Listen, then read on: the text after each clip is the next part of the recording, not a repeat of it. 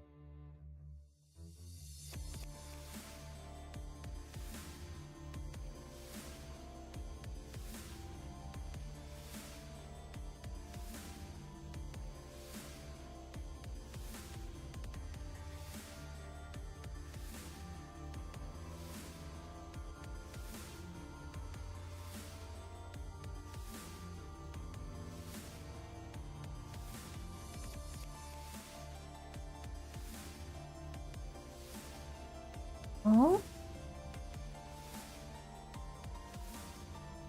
What's up? Hello, there's people here. Good morning. Welcome TJ, welcome Bastion, welcome Grim. How you all doing? I see Bastion is going for work.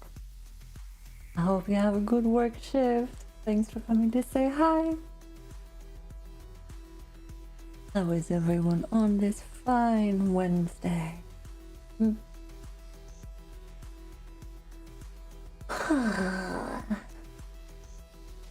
Hungry. Really wish it was Tuesday already. What's happening Tuesday?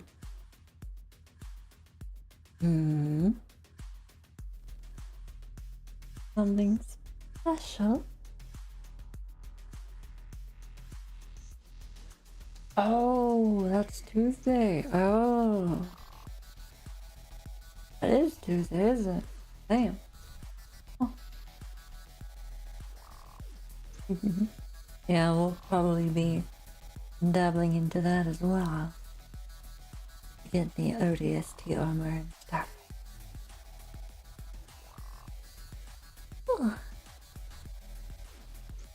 Probably.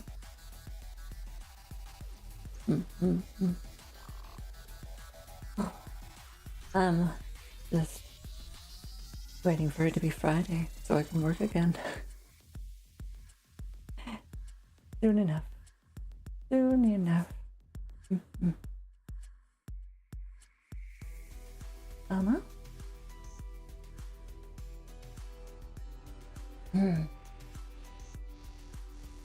Maybe we'll have to play Helldivers in the server again. That'd be fun. Been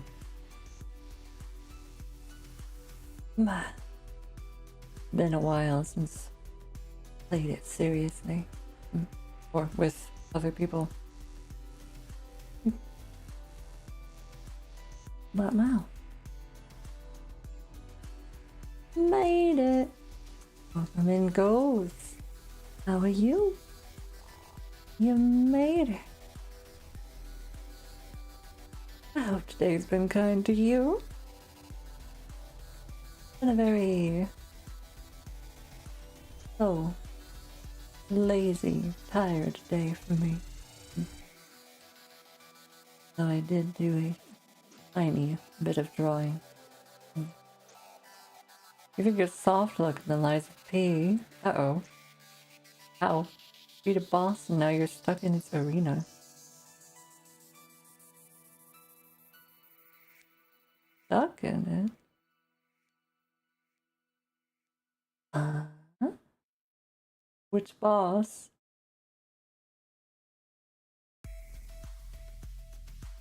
Boss is a strong word. Oh. What boss is it?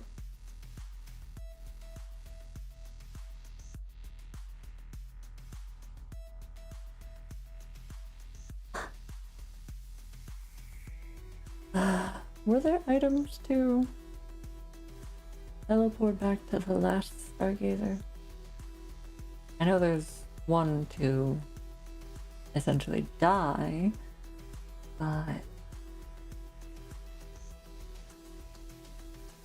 don't remember if there was one to just return to the last Stargazer with all your ergo.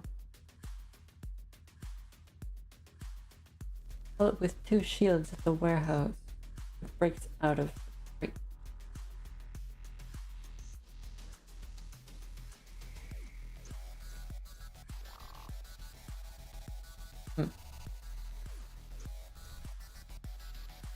I'll remember that one, I think. It's been a while since I last played the main campaign. A good long while.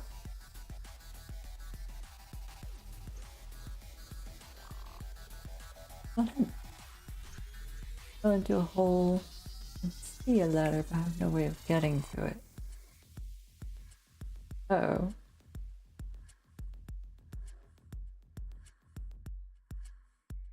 it's a trap. I don't know. I'm not sure what area it is, what encounter it is, so I don't know if I can really help you out, eh?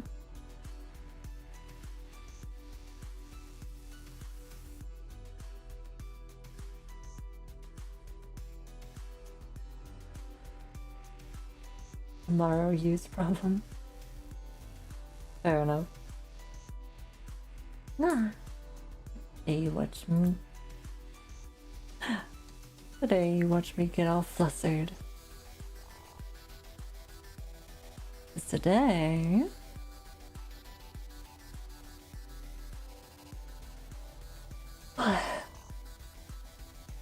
today we'll be going after the office mummy.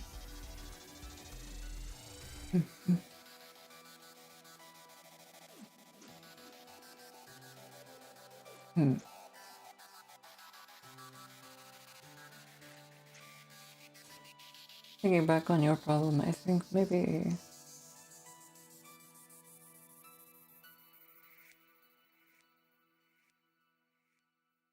I don't know. Honestly, if you can't get out, then maybe you should actually. It feels funny to say this, but maybe you should actually use that item that kills you.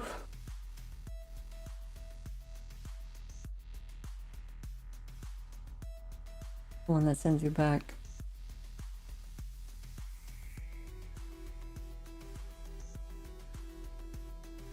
As if you're stuck, and there's not really much you can do about it. Other than that, is there?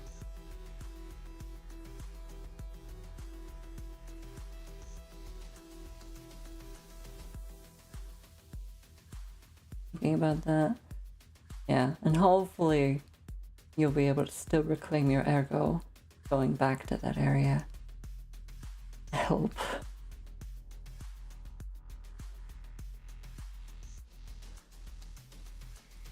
If not, then you're at least out of the hole. But my souls. I'm sorry. Your souls aren't going to do much good when you're stuck down there. Also, there's also the one of the Gemini's solution item thingies that prevent you from losing your ergo. Maybe you could pop one of those if you have one before you do the thing.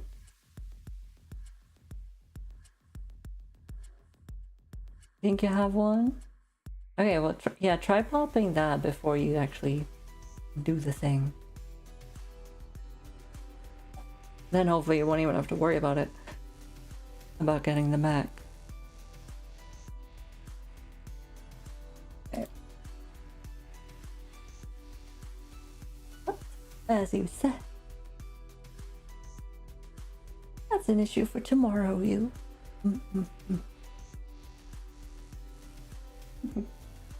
Hi, Tenton. Welcome in. How are you? I hope you're having a good day. You're just in time, kind of. I will be starting the game soon. Honestly, I want to let the ads run through first.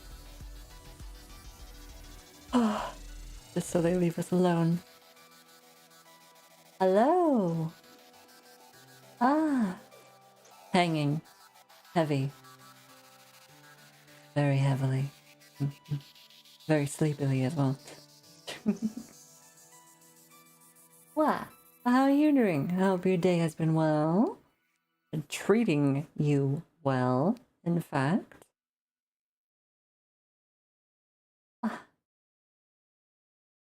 How have you been since we last saw you?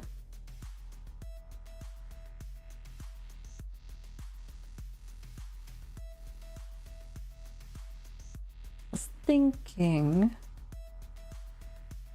today maybe in the game we'll actually change our name so we can be called something other than Cookie.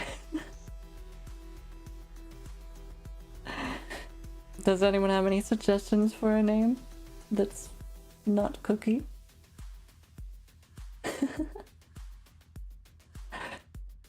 My day is now in relax mode, eating dinner and listening to Nui the nice voice person. Wow. Well, I hope you enjoy your dinner and you can relax. You know, not Cookie. Oh boy.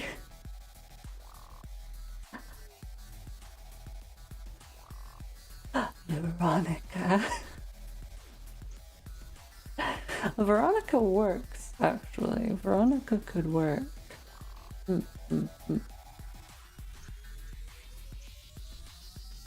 I don't think I'm gonna go with not Cookie. I'm sorry. I don't think I can do that. You always use the name Silver when you play a female character. Huh. Silver. Interesting. Unique. Mysterious. Yes, I'm sorry. I can't do it. But maybe Veronica. Yeah. That could be good. Let's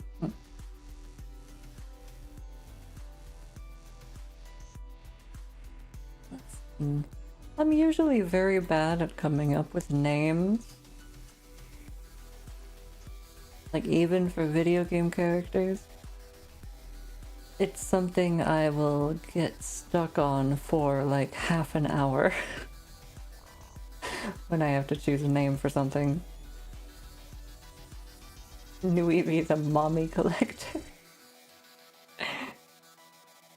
We do be collecting the mommy this time.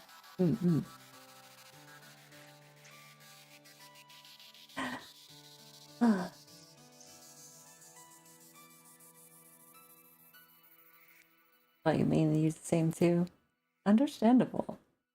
These days, I have it somewhat easier, at least when I'm streaming, because I can just call whatever character I use Nuivhi. And it's perfect. It was a little strange when I called the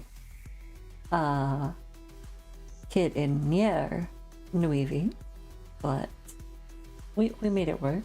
It was fine.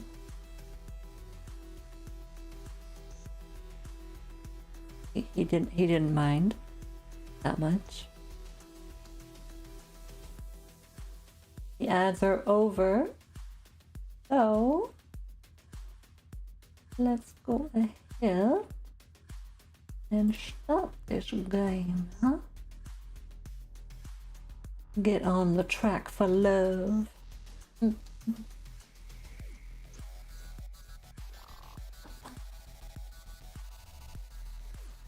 Oh. Da, da, da, da, da, da, da. Of course. We're back in the Yuri game. Not that. This. Okay. I'll sit up. Are you all ready? Okay. We're gonna start a new game straight and pick out a real name. We had one vote for Veronica, yeah. Pretty good name. I can definitely work with that. Veronica. I can spell, don't worry.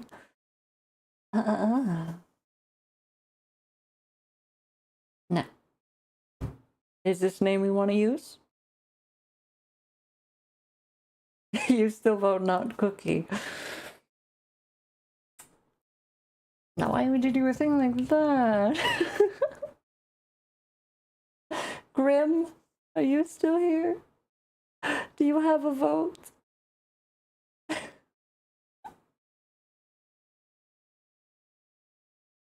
You have a tiebreaker, or at least a third option. Because otherwise I'll be forced to flip a coin. Or we could just do Veronica. But no, that's not fun. Give us a third name. Yes, please. And we'll roll for them.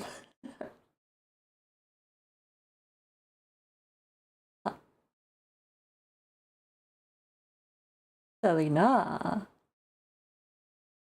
I see. That is one letter off from the default name that was here before we typed in Veronica. But okay. We have 3 names. Let me do the wheel. Wheel picker. Picker wheel, whatever it's called.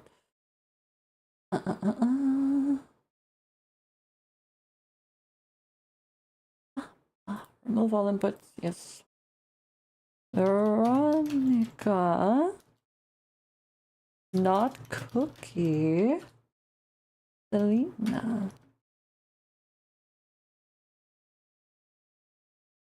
If not Cookie wins, we're cooked. Oh boy. Okay, huh? Let's go. Got it. Ready? I thought Celine because I like moon names, but then I figured I'd change the letter instead of Luna. Okay.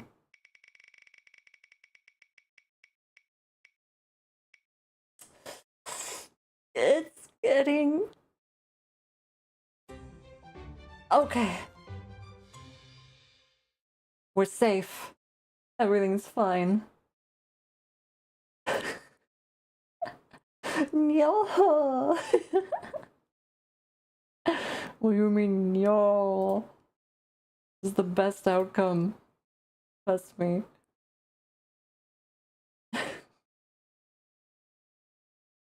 Alright, alright. Yeah.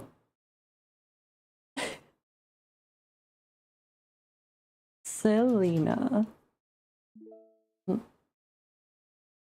Skip chapter 1? I mean, we basically can, right? We've seen chapter 1 last time and nothing new. It's not gonna be anything new. So, I say yes. It'll just be the moment with the whole us nearly getting hit by a car and then meeting Phoenix and then introducing characters and yeah. Now, we will say that with the new name. So, here we go. Bye. Hi, Shane. Good morning. How are you? I hope you're having a good morning so far. So, last time it was decided that we go for Veronica. So we're gonna be doing this. Not Veronica, Victoria. The usual. You know? Too much work. I see. Ah! Why am I screaming? Going to Gamescom for work, so burning the midnight oil, getting caught up before you go. Gotcha. Well, I hope Gamescom will be okay to you. Ow.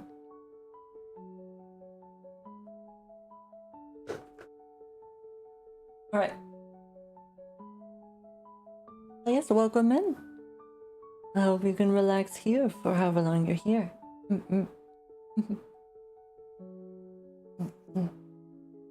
You should. Good.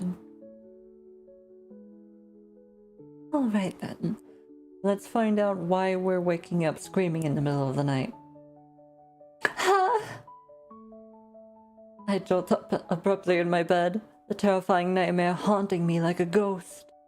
I'm unable to escape the lingering fear it brought me.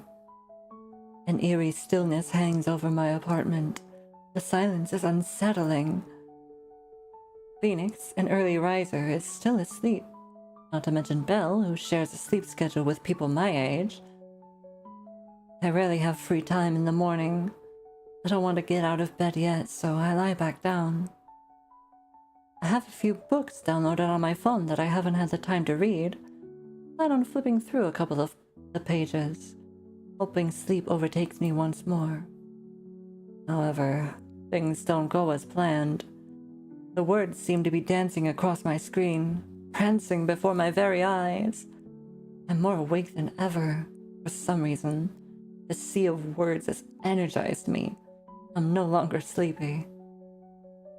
After 15 minutes, I admit defeat and get up. I can't fall asleep. What should I do so early in the morning? Now that I think about it, Phoenix always goes for a stroll. I'll take a page out of her book and get some exercise. There's a park nearby, which is pretty convenient. Going to the park. Imagine we meet Victoria in her running gear. You take a nap when you can't sleep. I see. Reasonable. Sure enough, the park is almost empty in the morning. After all, the world is still asleep. The fresh air fills my lungs. A gentle breeze brushes past my face, washing away the lingering fear from my nightmare. The nervousness and anxiety fades. My steps feel lighter. Before I know it, I find myself transitioning from a slow walk to a light jog. I follow the path through the dense trees. Lush branches over my head are like a green roof enveloping me. My sight is filled with a vivid, lively green. As I'm savoring the scenery and enjoying the calm, I hear the sound of faint footsteps behind me. The fear I'd just shaken off now returns. It's early in the morning. The park is empty and the trees... Oh my gosh, this is where they find dead bodies in the news! I quicken my pace, but the person behind me speeds up too. They keep a steady distance between us, as if playing a game of cat and mouse with me. Oh boy. My heart tightens. I slow down, testing the water. The person behind me slows down as well, in sync with my rhythm. A shiver runs down my spine. I want to turn around, but I'm scared I'll alert them. I'm anxiously debating what to do when I notice an empty beer bottle tossed aside, not far ahead. Perhaps some drunk person left it there, but I don't have time to think about that. It's my only way of creating a distraction. Without hesitating, I take a few steps forward, walking towards the bottle. I crouch down, pretending to tie my shoes. If the person behind me walks away, I'll pretend nothing happened. If they approach me, I'll pick up the bottle. The footsteps grow closer. I listen for the sounds behind me, but the fight I expected doesn't come. Instead, I hear a familiar voice. Do you need help? That voice. I look up, surprised to see that it's Victoria. She also looks shocked. Extremely shocked, actually. It's you? Executive Chi? Hello. False alarm. I let out a heavy sigh, trying to calm myself down. Click, click, click, click, click, click. Clearly we should greet her, yeah? And not be so... Yes, greet her. Yes. Good. We got an arrow. Well, hello. Good morning. Yes, good morning. You seemed nervous when you looked up. I don't want to admit I was being overly paranoid, but after some consideration, I decided to tell her the truth. I thought someone was following me. Victoria purses her lips, somewhat hesitant. Why? I had a nightmare last night. My mind started imagining things. You were following my rhythm. You sped up and slowed down when I did. I apologize. The path is quite narrow, so I could only stay behind you. Even though she doesn't say it outright, I sense she found my running speed too slow. Why else would she speed up when I did? Now I feel super awkward about the entire situation. Sorry, I misunderstood the situation. Victoria nods. She doesn't seem to be offended. You did the right thing. It's good that you're cautious and actively keeping yourself safe. She notices how nervous I still am and asks, concerned, are you still scared?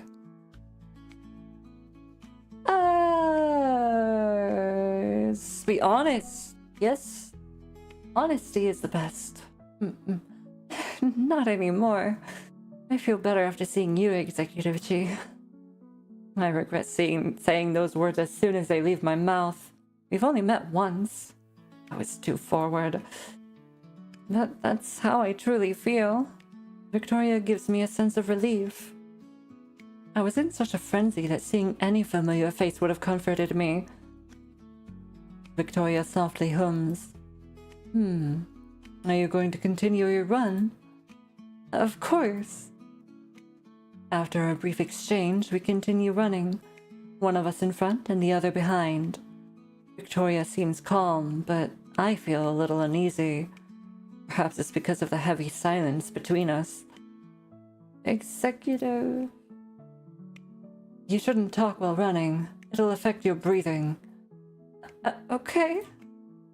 Executive Chi is so disciplined even when running. She's so admirable. We follow the path and do 3 laps around the park, until I inevitably give up. I lean over, my hands on my knees, panting. Victoria also comes to a halt. She turns around, noticing my exhausted state. She pauses before retrieving a beautifully wrapped chocolate bar from her bag. Would you like some? It'll help recover your energy. Okay, thanks. Chocolate! Boss chocolate. But it's probably store-bought, isn't it? Meh. Oh well. I take the chocolate from her hands and force myself to nod. I unwrap it. It's not overly sweet. Actually, there's a twinge of bitterness. But soon the bitterness fades, replaced by a pleasant taste. It's delicious.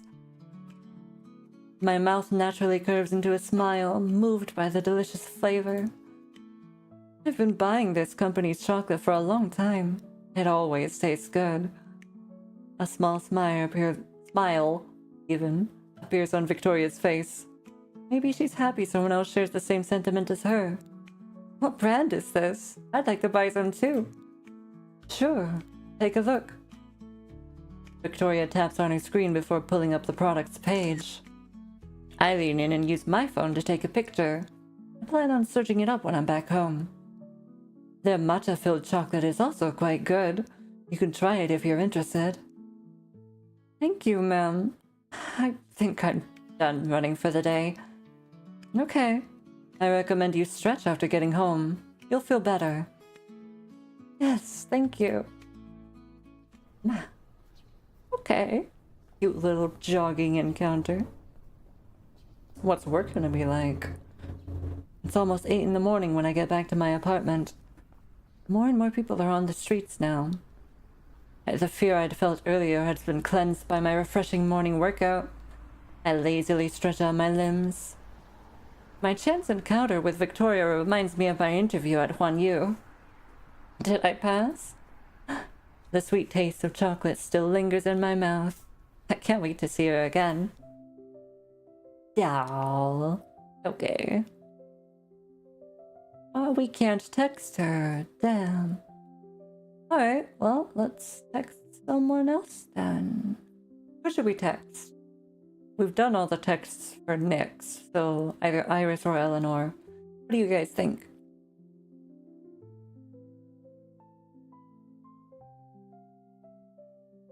I'm kind of leaning towards Eleanor myself.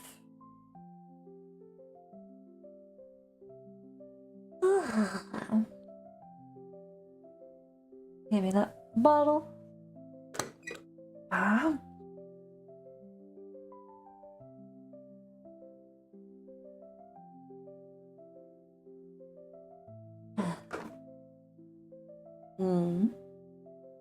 Let's just text Eleanor, shall we?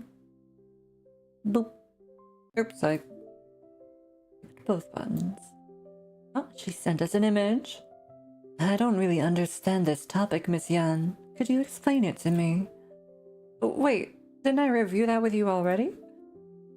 You can gain a lot of insight from studying the past. I've already forgotten what you've said. That's suspicious. You never asked me the same question twice. Just tell me what's going on. You saw right through me. I'm never helping you again. I just wanted to text you. Please forgive me. Okay.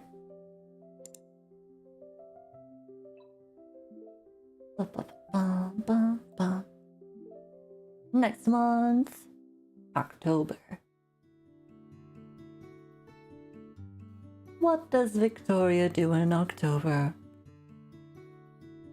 Oh, this is Phoenix, okay. Greetings, Selena. How does that fare? A familiar voice pops up behind me. I turn around and see Phoenix's tall figure standing before me. She's holding a white porcelain teacup in her hand. The exquisite quality of the smooth and silky porcelain stands out, even in the dim light of the balcony. Taking a closer look, I notice the intricate patterns on the teacup. Sharp lines and soft shadows weave together a stunning miniature landscape painting. Ow! Why? I'm reading.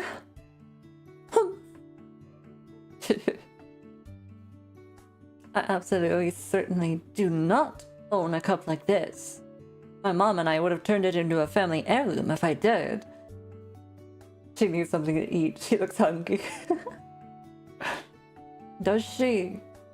Well, we might be making her breakfast. Who knows? Did you buy this? I ask, curious. Nay, it's simply one I have grown accustomed to using. I brought it along as I shall be living here henceforth. I nod after hearing her answer, but I'm still unable to contain the question looming in my heart. I've been wondering, what should I do? She pauses, taken aback. I see. Thou art troubled by thy fate. Thy past life was smooth, uneventful, yet now, facing uncertain doom, thou findest thyself truly lost. Fret not. I shall persist and free thee of this most dreadful curse. Remain calm, Selena. No matter what may come, I swear upon mine own existence to protect thee. Phoenix, would that put too much pressure on you? My words surprise her. 'Tis my duty as thy guardian angel. I'm touched by the determination behind her words. I can't find the words to properly express my gratitude towards her. Can we give her chicken nuggets? Maybe. I'll see if we have any in the freezer. Phoenix silently looks at me. Her aura under the night sky is serene and steadfast. A cool breeze brushes past me. All my worries recede like the tide. At least for now. I recall the discussion I just had with Phoenix and Belle 30 minutes ago. I think that neighbor's pretty cool. Maybe she'll be our little Selena's soulmate. I know exactly who she's talking about. I paused for a moment, unsure how to respond. Nixie and I have been friends for a long time. Can't start thinking about her that way just because of a curse. Weren't you listening to Phoenix? We'll break the curse as long as her fate and heart align with yours. Plus, she'll get a girlfriend who loves her. Isn't that a win-win situation? Bet she may not have feelings for me. She buys you boba every single day. I think you two are a perfect match. You can get a job if you want boba that badly. You'll help contribute to the household expenses. If I may interject, that mentoring companion of thine, though from beyond the school, is a most excellent choice. Mentoring? Classmate? What on earth is this? I grumble internally. Oh dear, what kind of absurd matchmaking is this? Selena barely even knows her. Thy suggestion is more absurd still. Want me a cup of milk tea sways thine judgment? It was 3. Okay. I quickly change the subject before they can start bickering again. Boba every day, she's a keeper. Well, we already did her route last time, so... She was. Your risk of diabetes is all on you. Our risk of nearly getting killed was all on us as well. But that's, neither here nor there. In any case, our top priority is finding my soulmate as soon as possible. Indeed. So, what should I do? Phoenix opens her palm, where an old antique compass rests. Its color is faded over time, marking its age. The needle at the center of the compass points toward an unknown direction. I examine its mysterious nature carefully, yet I cannot understand what it means. Belle curiously leans in to take a look as well. After a moment, she takes a step back, frustrated. Seems she also has no idea what this means. This compass was bestowed upon me by mine own master. It aligns itself of its own accord, governed only by the tides of thy destiny. Master? The head of the Yan family. The continuation of the Yan bloodline hath rested solely upon her shoulders. She cannot reveal herself, yet her heart doth weigh heavy with concern for thee. She entrusted me with this compass so that I might aid thee in thy journey. Really? Such a shame I left my old town at such a young age. I know nothing about my family. I can't believe there's still a Yan family head. I thought these roles only existed in fantasy novels. Now that I think about it, I really don't know much about my family. My parents rarely mentioned them either. Phoenix gestures for me to take the compass. I reluctantly hold it in my palm and flick the needle. But instead of snapping back to its original position, it begins to spin uncontrollably. Why is the needle doing this? Isn't this supposed to be aligned with my astrological chart? It reflects thy current predicament. Are you saying the needle represents my unfortunate fate? Like a candle on the verge of being extinguished by the wind? Phoenix's expression is complex. She doesn't respond, but I know the answer. For the first time in my life, I feel the looming sensation of death. The possibility of death is like a python wrapping itself around my neck. A feeling of suffocation rises within me unlike anything I've ever felt before. Shouldst thou cross paths with thy soulmate, the compass shall respond. Good or evil, it shall reveal all. Phoenix calmly explains the cruel reality I'm facing. In order to survive, I must improve my relationships with others. I'll have to rely on their feelings to continue living. But what is love? Is it really fated destiny? If I approach someone with the intention of falling in love with them... I read that completely wrong. Damn. This approach conflicts with my belief of what love is. Let's see. Last time we chose Is There Another Option, I think, didn't we? Or did we choose I'm So Scared? I don't really remember. But anyway, which one should we choose now?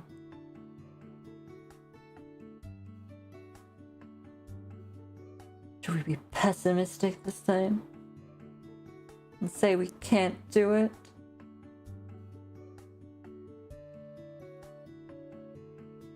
I think we chose this last time.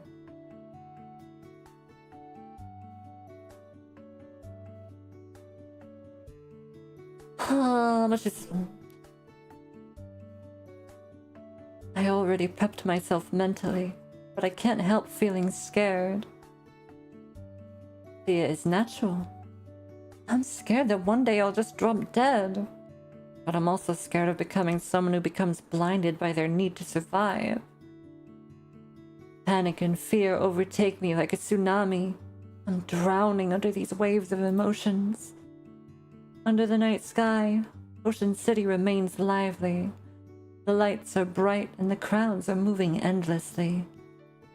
In the narrow alleyways, bustling food stalls, and thriving commercial streets, groups of ordinary people chat and stroll in every direction. Everyone's enjoying this ordinary day. But all of this seems so far away from me. My life is like an hourglass, counting down with every grain of sand. It was all so ordinary back then. I didn't expect to feel like this. I'm immersed in my own sadness, unable to escape from the misery that's consuming me. Phoenix can sense my inner turmoil. She silently stands to the side, waiting, only letting out a sigh once the tea runs cool. How fast thy heart. If I meet my soulmate, then great. If I don't, I'm not going to go against my morals just to survive. I guess this is my way of coping with everything. Phoenix smiles gently, and with a flick of her fingers, the cold tea becomes piping hot again. Why? Thou hast not changed. That alone eases mine own heart. I haven't changed? Humans are fickle, yet thou alone dost remain steadfast, even in such conflict. I'm struggling to wrap my head around her sentence, but I can tell she's trying to encourage me. I don't want Phoenix to worry, so I force myself to smile. Beep beep. A phone in my pocket rings. I pull out my phone. The text from an unknown number. The sender is nuivhi Technology. Dear Miss Selena, we are pleased to inform you that you have been accepted as a product development intern. Please report to Human Resources Department next Monday at 9 a.m. with the relevant documents to begin the onboarding process. The message makes my mood a lot better. At least that's one less problem I have to deal with. Juan, you accepted me! I text my parents and Megan, letting them know the good news. My feelings lift after they congratulate me. I shouldn't fall into despair worrying about what the future holds. I need to live in the present. I quickly compose myself and remember someone I must thank. Gigi, I passed the interview. Thank you so much for the opportunity. I'd like to properly thank you sometime. Congratulations. You did this all by yourself. I didn't help much. Good luck at work. Gigi didn't respond to the part where I mentioned wanting to properly thank her. I know she's busy, but I'm still a bit disappointed. Phoenix suddenly speaks. The career is challenging, and the tides are ever-changing. Hold on to thy heart, and let not the world's current sweep thee astray.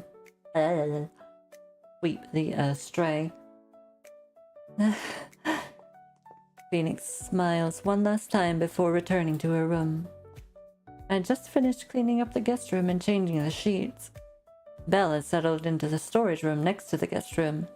I'd put her there to avoid yet another argument between her and Phoenix. I need to get my rest. I did clean the storage room, but there were still a couple items I hadn't moved out.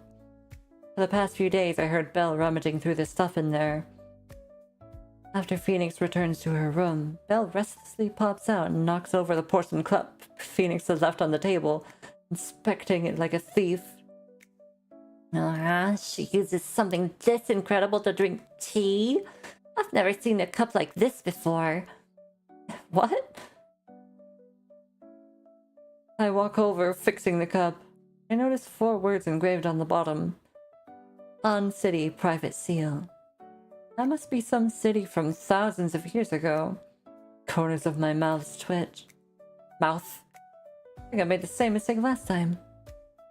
No wonder that cup looks so old. It's an ancient relic. I carefully place it down, terrified of breaking it.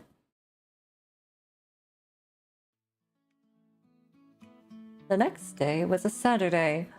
Megan was over the moon once I told her about getting accepted into 1U and gleefully encouraged me to go out and celebrate.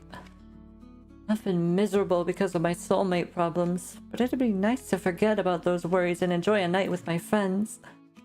I immediately begin discussing the details with Megan. Let's get barbecue.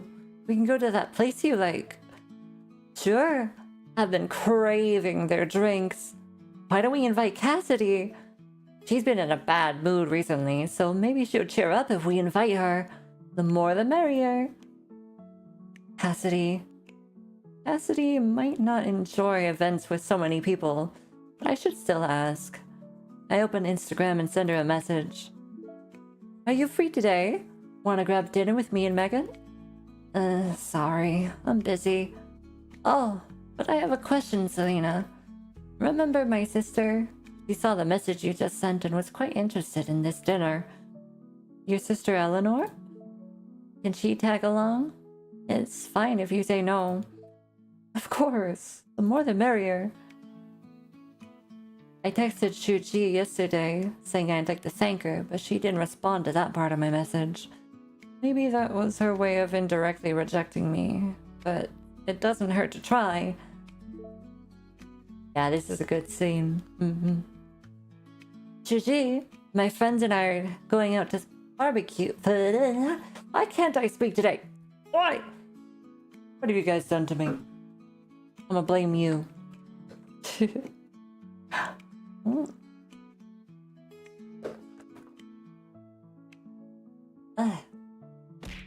Oh, boy. How dare you? Alright. Forgot. What? I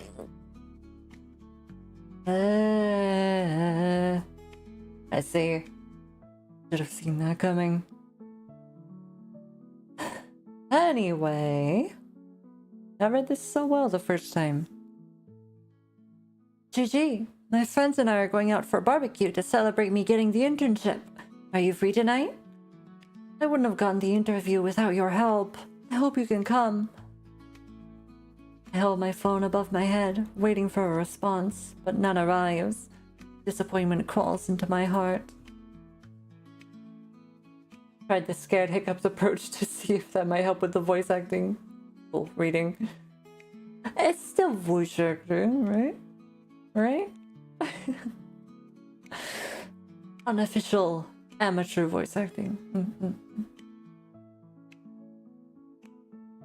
Yes, it is.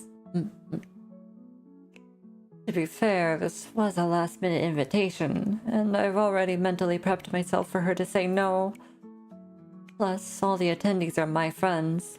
Suji won't know anyone apart from Megan. Completely understandable if she doesn't want to come. I sent 2 more texts in succession. There'll be people you don't know, so it's totally fine if you don't want to come. We can meet up some other day. Sorry, Suji, I didn't think this through. She finally responds about around noon. No, you're good. I'm delighted that you invited me to celebrate with your friends. I'm sorry, I just saw your text. I've been busy the entire day. My shift ends at 5. Will I make it if I get there at 6? Yes, of course. I was worried I came off as rude. I'll wait for you. Be there or be square. I didn't expect Shuji to accept my invitation. Megan's surprised when I tell her. She informs me that Shuji is typically busy with her classes and rarely attends social gatherings. I'm quite flattered by the fact she's agreed. I cook up a few dishes and leave them in the fridge. I tell Belle to heat them up for dinner. I make a mental note to also bring back some delicious food for her and Phoenix as a late-night treat. We left them some nuggies. Didn't want it to come across that your voice acting is bad, so change it to reading, as your voice acting is wonderful as always. Nah. All praise Nui, please don't cast me into the void. Never. You mean. And you didn't come off as rude at all. Don't worry. Belle immediately protests. She's begging to tag along. I don't want... You're so cruel, Selena. You forced me to live with this woman and then leave me, then have me heat up food for her. Am I just a servant? Tears and snot stream down her face. I've gotten used to her dramatics, but this still gives me a headache. I have no choice. Little white lie never hurt anyone. Look, Phoenix has no idea how to use anything in my kitchen. How could I leave her alone in my apartment? Why don't you step into my shoes for tonight and help me look after this place, okay? Step into your shoes? As head of the family? Belle immediately stops crying. Her eyes widen in surprise. She's enticed. I'll be the head of the Ocean City Yan family branch? Acting head. Having spent a few days with her, I knew she could talk nonsense just like Megan. Even more than Megan, actually. Good thing I'm experienced. I coaxed Belle using the title of acting head, Ocean City branch. Now she stands with authority in her hands, buzzing around to draw blueprints for the developing branch. I give Belle a couple of reminders, mostly about not arguing with Phoenix, not jumping around on the furniture, cleaning up her cat fur, and getting dressed before leaving the bathroom after taking a shower. Forgot about that part. Before I can finish my speech, I hear a faint movement at my door, and then the doorbell rings. Is it Megan? She's so early. I open the door. The person standing in front of me is holding a few cups of bubble tea, smiling brightly. Good afternoon, Gigi! I was about to remind Belle to invite Nixie for dinner. I didn't expect her to beat me to it. She smiles and looks a bit embarrassed when she meets my eyes. I just got home. I heard you're getting barbecue. I wasn't planning on hiding it from her and reply without a second thought. Yeah, I passed my interview and got an internship. I was planning on celebrating. My words seem to have the intended effect on Nyx. She pouts as if she's hurt. She locks arms with me, swinging back and forth. I completely forget that I wanted to follow up with, would you like to join us? I'm really happy for you, Gigi. I was sad I couldn't help you with your interview, and I'll be even more devastated if you don't invite me along with the celebration. I don't want us to be so distant. Let me come along with you, Gigi. I was planning on inviting her anyway, but since she's already here, I might as well pop the question now. Which one was the good one? I don't know. Of course. We'll just say of course. We're not going for her this time, so it's fine. We don't need to increase her affection all that much. You still love her? She is cute. Yeah. She is still cute. Yes. This is true. Of course. I was planning to invite you anyway. Nix blinks. It feels like you're just trying to appease me, but I'm still happy. I'll forgive you for giving me the cold shoulder these past few days. Cold shoulder? What? Anyways, why don't we head out together this afternoon? I should mention that I also invited my classmates. You don't know any of them, so we could do something by ourselves some other day. Wow, that's an appealing offer. You're not attempting to dissuade me from attending tonight, are you? I didn't expect Nixie to think that. I hurry to explain myself when she just suddenly lowers her head and nuzzles against my shoulder. She was just teasing me. Can't I have both? What? Then it's a deal. Only kids are forced into picking one or the other. I'm going to have dinner with you and your friends. And we'll celebrate on our own. I really don't know what to do with you. Fine, it's a deal. Now that's how it should be, Gigi. I'm going home to get ready. Get ready for what? I can't dress sloppily when I'm going out with you, Gigi. I need to get ready. Give me a heads up 10 minutes before we leave. She returns to her own apartment after saying that. I let out a helpless sigh and shut my door. When I turn around, I meet Belle's mischievous eyes. Ew. Before I can finish my sentence, Belle shuffles over, giggling. She grabs the milk tea Nix had left hanging on my doorknob and expertly stabs a straw in. She drinks. You're way too good at this, aren't you? It's all thanks to the generosity of Selena's girlfriend. Don't call her that. Belle hums some random tune as she takes all 3 cups of milk tea back to her nest. I shout from behind her, "You can have mine, but save a cup for Phoenix. He wants less sugar."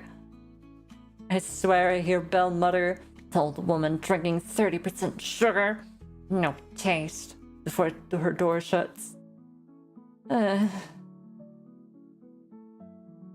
Time flies by. Before long, it's time for dinner. I fix my eyebrows and call Nix, telling her we're about to head out.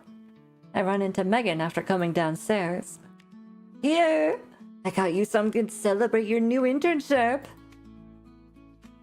Ah, yeah. Did we ever find out what this was?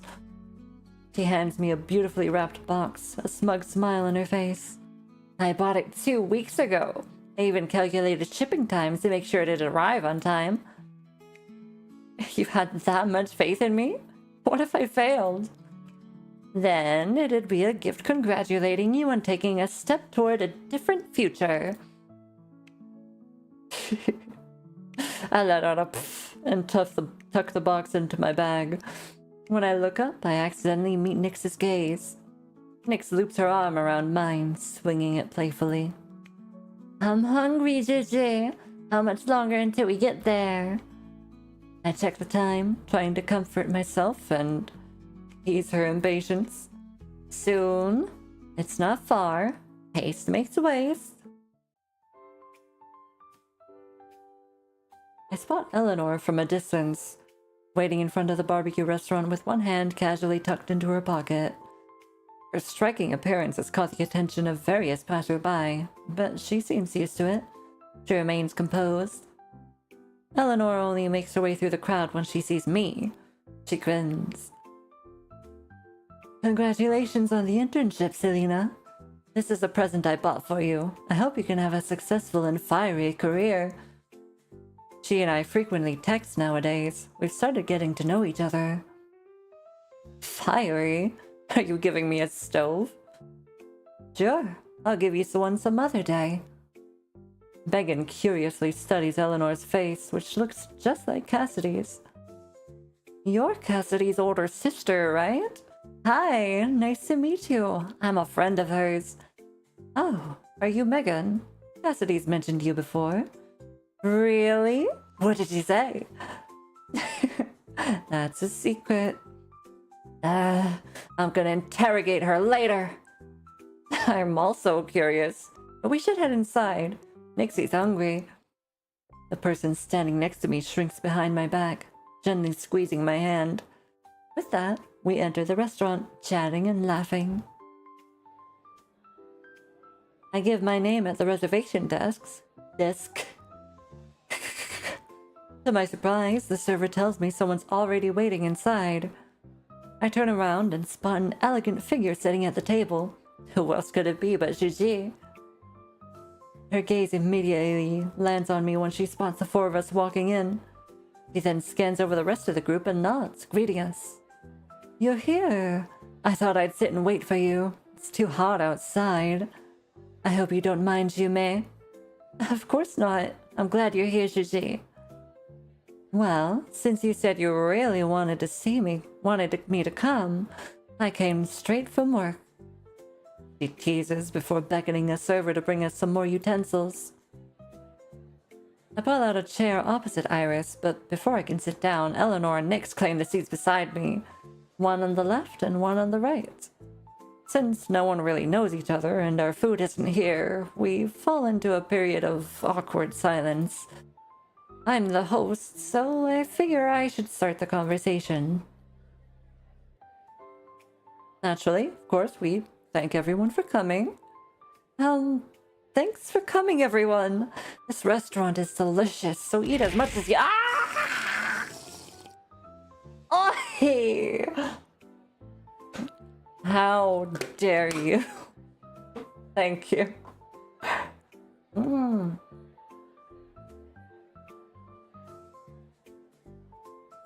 Wah wah wah. You're at a cafe, you need to drink. Fine, I'm drinking.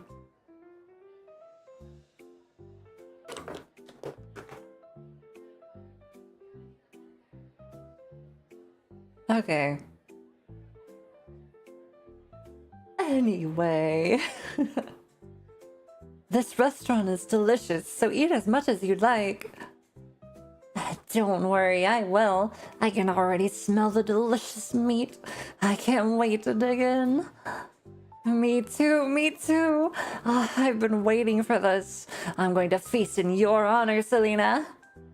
Like you don't already, Megan. I love this picture. So cute. Let me just real quick take an actual screenshot of my own. Bip. Alright. Yep, at least you're keeping me on my toes. Ha! Joke's on you, I already have good posture when I stream. Haha.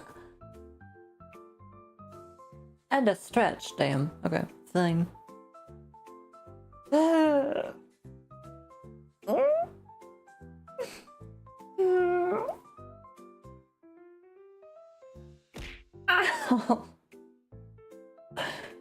Oi. Not the pumpkin. They don't sell that here. I didn't expect the atmosphere to lighten up so quickly after I finished my mini speech. Everyone's chatting with each other. Pumpkin goes great with barbecue, does it? I don't know if I've really ever had pumpkin that wasn't in desserts or drinks. The delicious aroma from the sizzling meat fills the air and slithers into my nose. I'm practically drooling as I watch the thick slices of pork turn golden brown. The oil on the meat glistens. The meat looks ready. I reach out with my chopsticks, ready to grab a piece. However, as soon as I move my chopsticks, I notice that there's already a piece of meat in my bowl. I look to the side. Eleanor beams. You did a great job. Congratulations on passing your interview.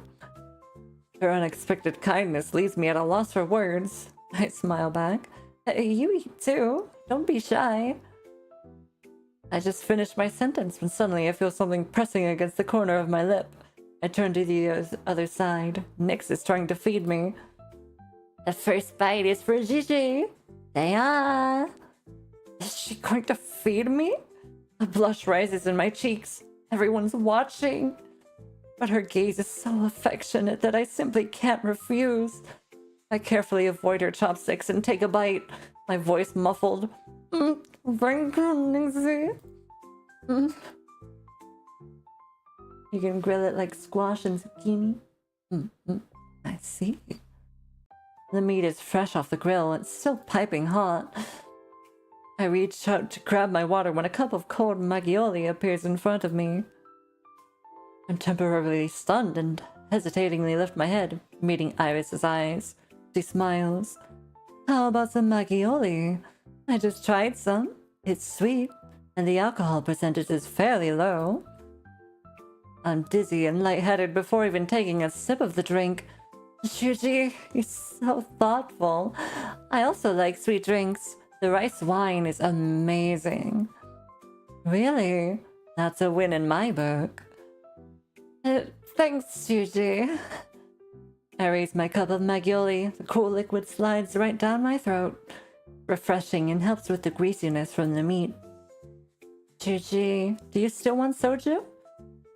I was curious about the taste. We're already drinking, so maybe next time. It'll be my treat.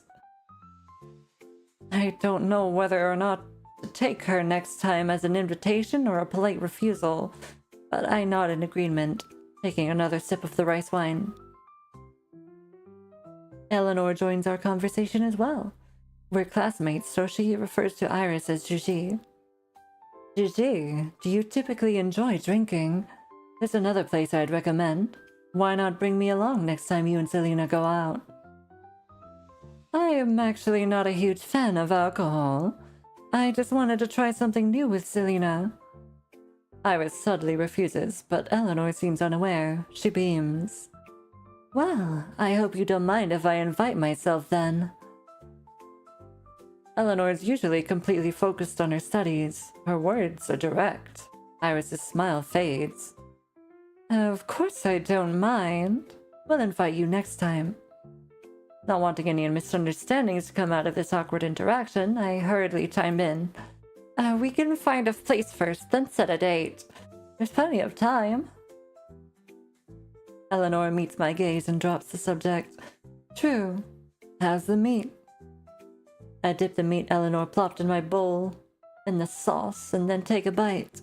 I aggressively nod. Delicious. You have a bite too. The sauce is incredible. You'll burn yourself if you eat too fast, Yume. Be careful. Indeed. We can visit a Japanese restaurant next time. Would you be interested in Selena? Her mouth is being assaulted by several hot girls at once. This is nothing else but a public oral examination of the local puppy girl.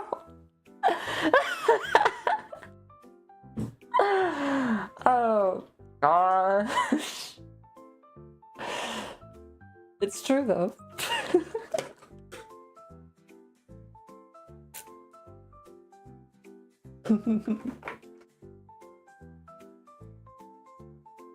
Oh, boy. No comment.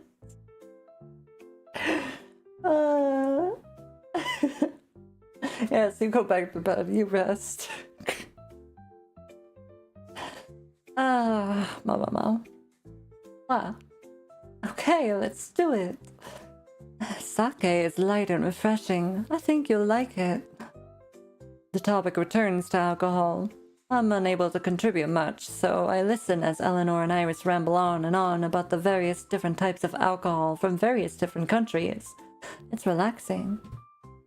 Nick sticks another piece of meat in my mouth. I will not say what just came to mind. Gigi, do these two often drink alcohol? I'm so confused. Hey, you must be hungry. I'll feed you. Oh boy.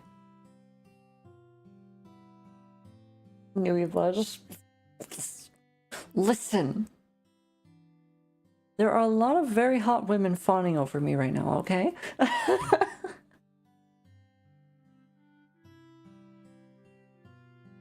Yes, you just think pure thoughts, yes. You know what you're thinking? I see.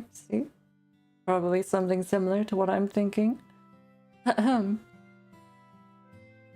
I was so worried about how dinner would go, but once it's finally over and I step outside, it feels like a huge weight has been lifted off my shoulders. I take a deep breath. The fresh air is incredible. It feels amazing. Let's end here for tonight. Be careful on your way home. See you next time, Miss Yan. I wish you the best. Thanks. I hope everything goes well. Let's meet up next time as well. I hope to hear some good news about you getting an official position at Huan Yu soon. Gigi, that's too much pressure. I'm just kidding. Remember that work-life balance is important. Internships are challenging at first, so learn how to manage your time wisely. You can contact me if you have any questions. Gigi, you must be busy. Aren't you graduating soon? She smiles at Iris and then turns to look at me, her golden eyes high-spirited. Yes, but I'll always have time to respond to Jume. That's nice. I'd like to graduate soon too.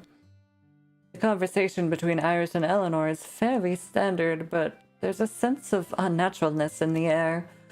However, it's getting late, so I bid them both farewell. Just wait until we start either one of their routes. Oh boy. Oh boy, this rivalry is going to... I'm gonna be in danger. Okay. Bye, Gigi. Bye, Eleanor. Get home safe. Can't wait. Bye. You be careful too. Text me when you get home. After saying goodbye to them, only Nyx and Megan are left by my side. Nyx continues walking forward, but Megan leans in. Incredible, Selena. You're like the female protagonist of an Otome game. Hey, keep it down. What on earth are you saying? Are you completely blind? Did you not notice? They both wanted to ask you out. Megan is a professional yapper. I really have no idea what to do with her, so I hasten my steps, leaving her behind. I increase my walking speed, making sure to leave some space in between us. Megan is clearly having the time of her life. She slyly winks with a smirk. I'm just messing with you. Good luck at your internship. Yeah, you too. I suddenly feel a pang in my chest. Megan has been by my side all throughout college. She's extroverted, friendly, and loyal. We've been through so much together. I didn't think we'd go our separate ways before even graduating. Would we still be able to casually hang out like this after we get our degrees? I might not even have that much time left. 'Cause I might die. Hi, Cookies. How you doing? I hope you're having a good day. Welcome in. I spend Sunday preparing for my internship. It's not until I roll into bed that I recall the awkward, tense atmosphere at last night's barbecue. A sense of unease creeps in. I told Gigi I'd invite her out, just the two of us, but it ended up being a large group of people. Maybe she doesn't like being in crowded environments. Plus, she and Eleanor seem to be on different pages.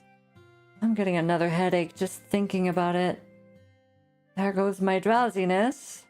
I sit up and pull out my phone, surprised by a few pending transactions I'd received. We decided on splitting the bill evenly. They took into consideration the fact that I'm just starting my new job, so I don't actually have any income. Plus, the barbecue was on the pricier side. I'm gonna treat them to a proper meal once I get my first paycheck. Oh shit, who do we text now? Eleanor did ask us to text her. So why not? Eleanor sends me a message first while I'm drafting up a text. I just wanted to text you. Please forgive me. Oh wait, that was yesterday. Sorry. What are you doing? I'm texting you. Didn't expect you to beat me to it. Great minds think alike. Anything you need from me? I see. Nah, you just wanted... just wanted to ask what you thought of the barbecue last night. It was good. But that's not the question you wanted to ask me, is it? I can't keep anything from you. I thought it was nice, but I'm not used to hanging out with strangers. You were getting along with them pretty well. Yes, and I quite enjoyed your awkward expression. You're so mean. That makes me feel a lot better. I was worried about everyone. Don't worry, it wasn't a big deal to begin with. You're right. After I turn my phone off, I wearily lie down, thinking about my internship. My new job starts tomorrow. I don't know what it'll be like at Huanyu. I won't know anyone. This is an environment I've never been in before. Of course, it's daunting. I wish Megan were interning at Huanyu as well. I shake my head, ridding myself of the thought. Selena, why do you keep expecting others to accompany you? Interning is like a baby bird learning just how to fly. I need to try spreading my wings. Oh my, Selena, you're acting super sus. Are you sure you're okay? I'm fine. Oh, wait. Where's Phoenix? That old woman left. I don't know where she went.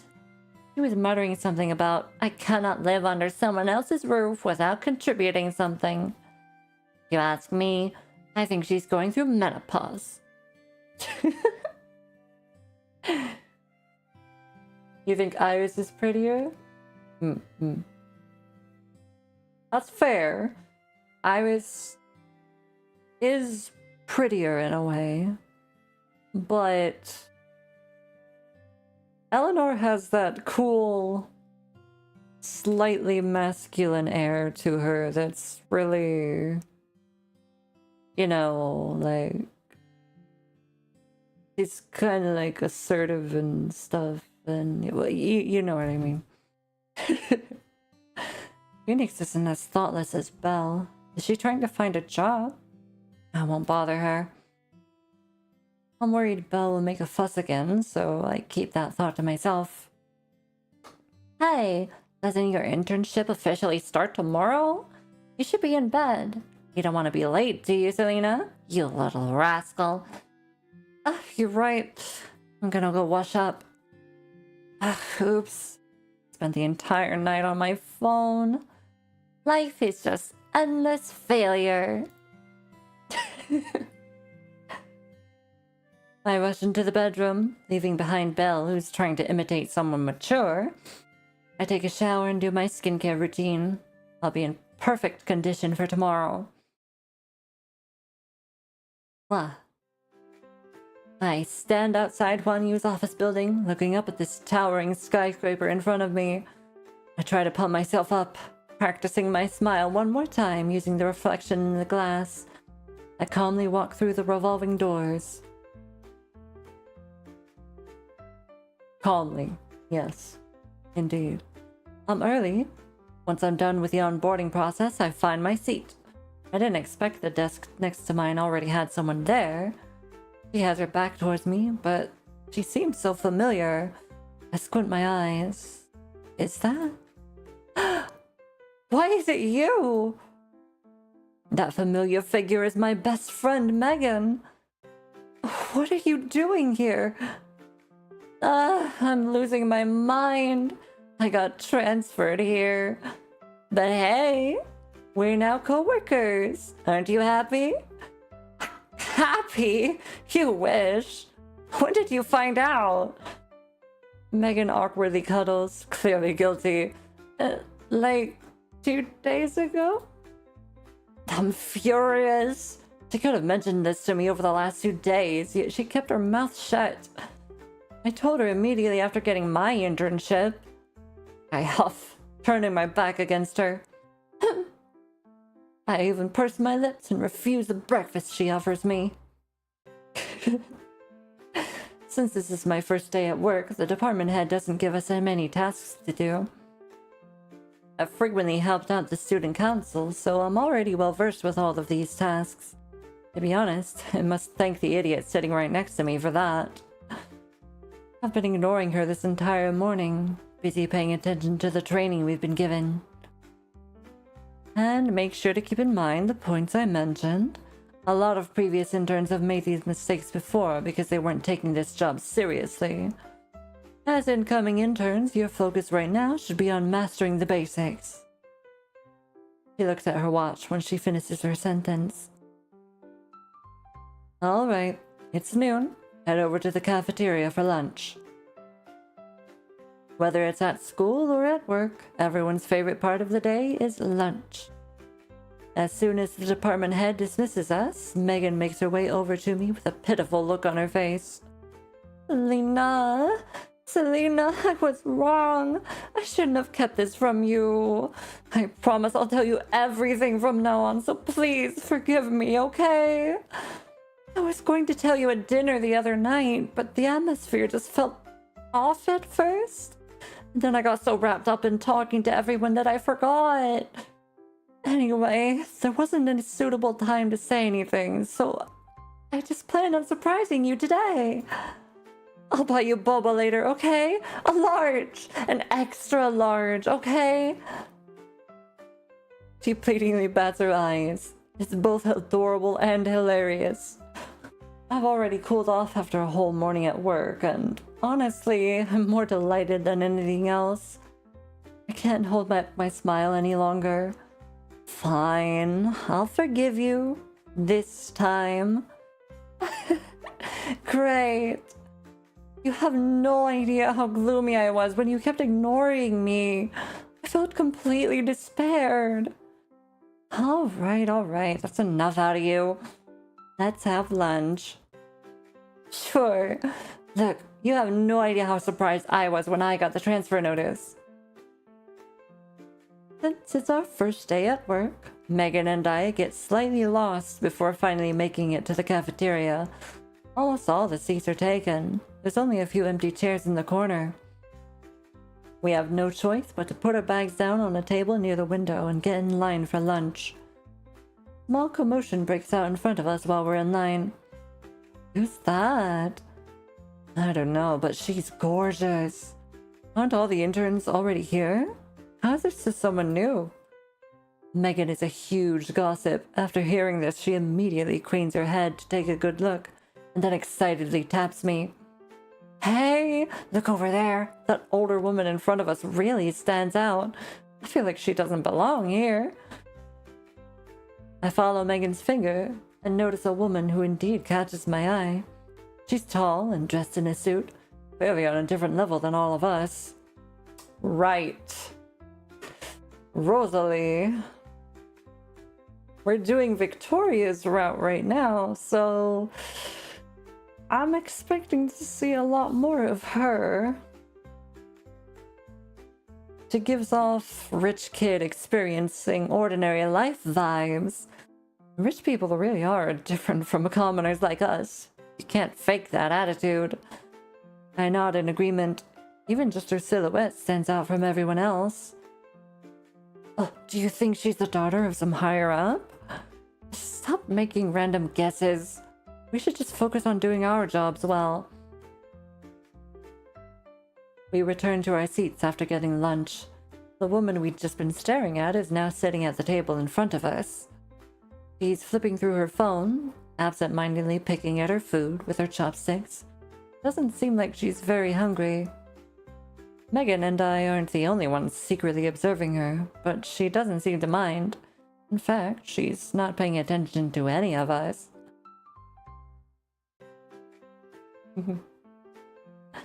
We get 2 hours for lunch. After we finish our meal, we walk around downstairs until Megan is summoned by her boss. I take a stroll by myself before leisurely making my way back. Oh. From a distance, it's the coffee. I spotted a pile of documents on my desk and a coffee cup with a special logo.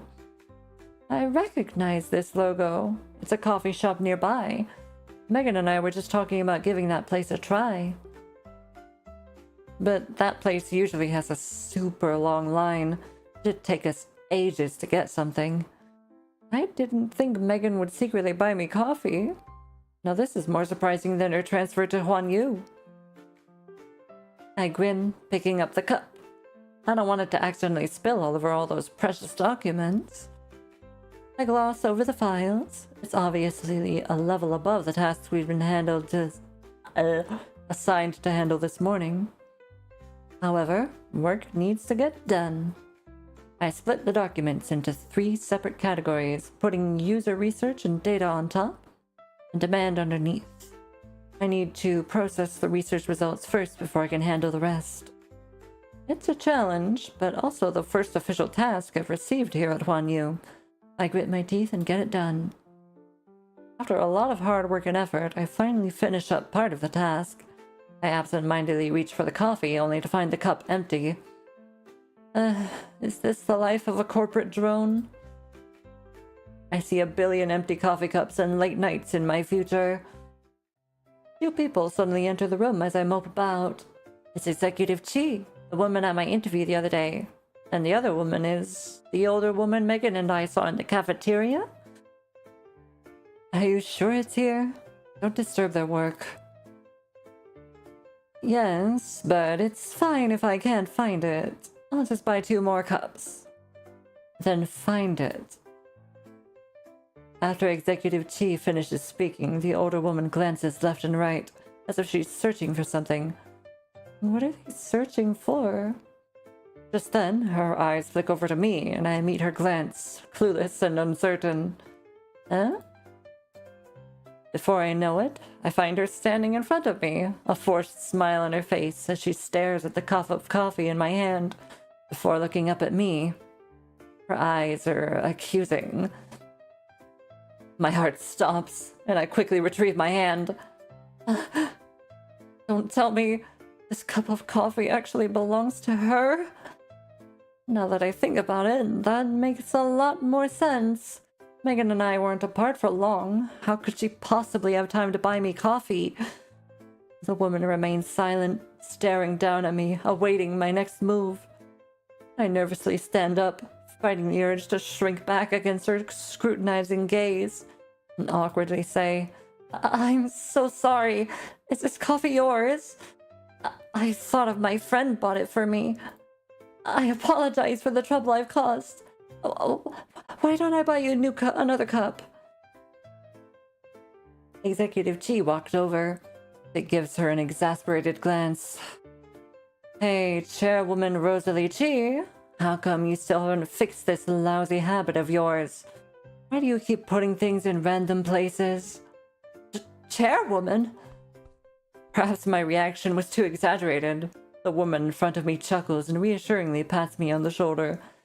Don't worry about it. I shouldn't have left it there. Think of it as an award for doing your job so well. I'm sorry, Chairwoman. I didn't mean to. My heart is filled with nothing but regret. I should have double-checked with Megan. Now I've finished the Chairwoman's coffee on my first day of work. Who would possibly believe that story? It's okay. We're not mad at you. Relax. Even though Victoria's facial expression is normal, I can tell she's trying to comfort me. I appreciatively smile. Rosalie watches our interaction before suddenly interjecting. No, there should be more? My heart skips a beat. I don't know what else the Chairwoman's belongings I've accidentally destroyed. You never trusted that coffee. No. Coffee was a trap. I brought over some documents from the head office. I put it underneath the latte. Have you seen it?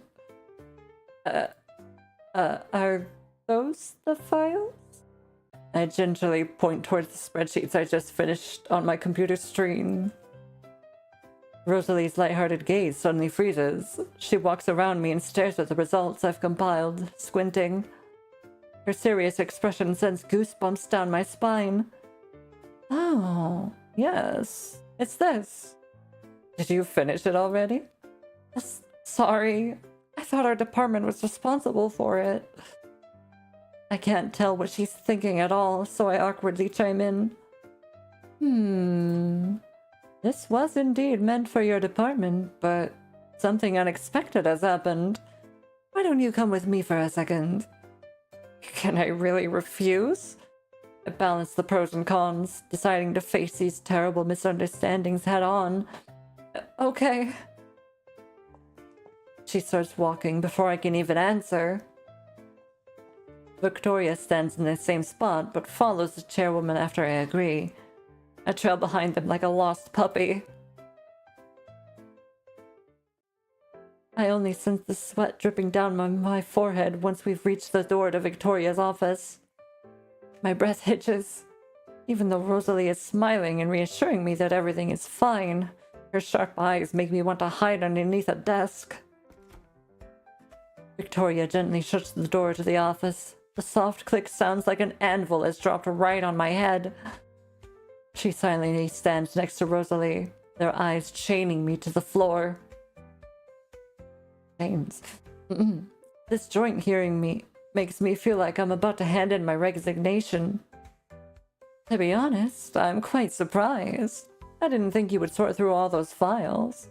Are you one of our new interns? It's not about the coffee. I feel like a weight has been lifted off my chest. Yes. She smiles, her fingers tapping the desk in front of her. Would you be open to relocating to another department for your internship? Let's stop here. Don't scare her. Victoria's tone is harsh, but Rosalie doesn't seem to care. She stares straight at me, waiting for a response. Yeah. Okay.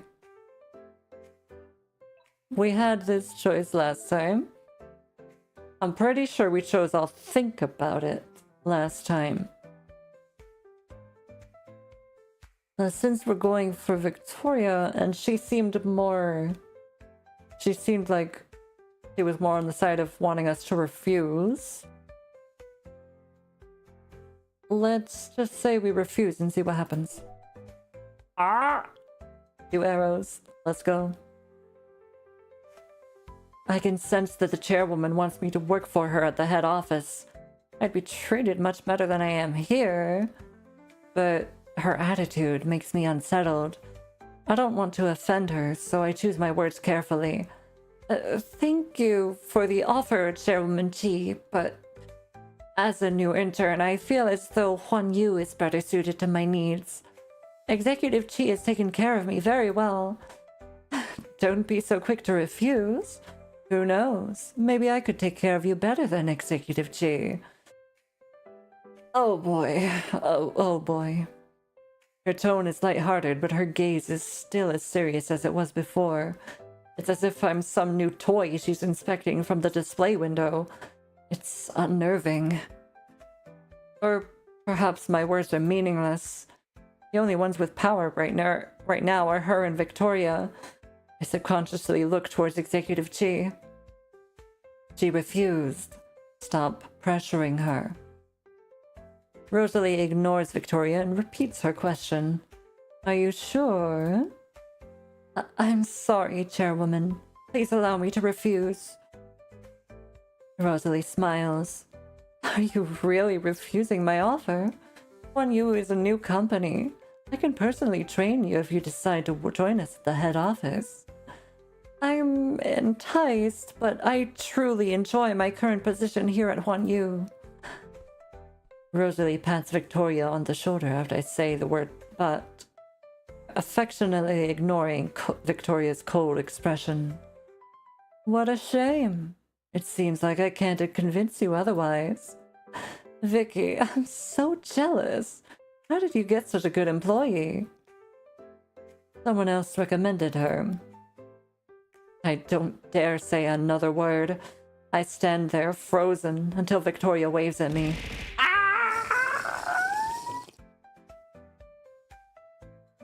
How dare you?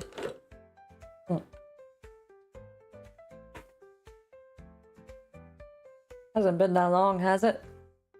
But fine. Wow. I feel like I'm going too fast. I need to slow down with these.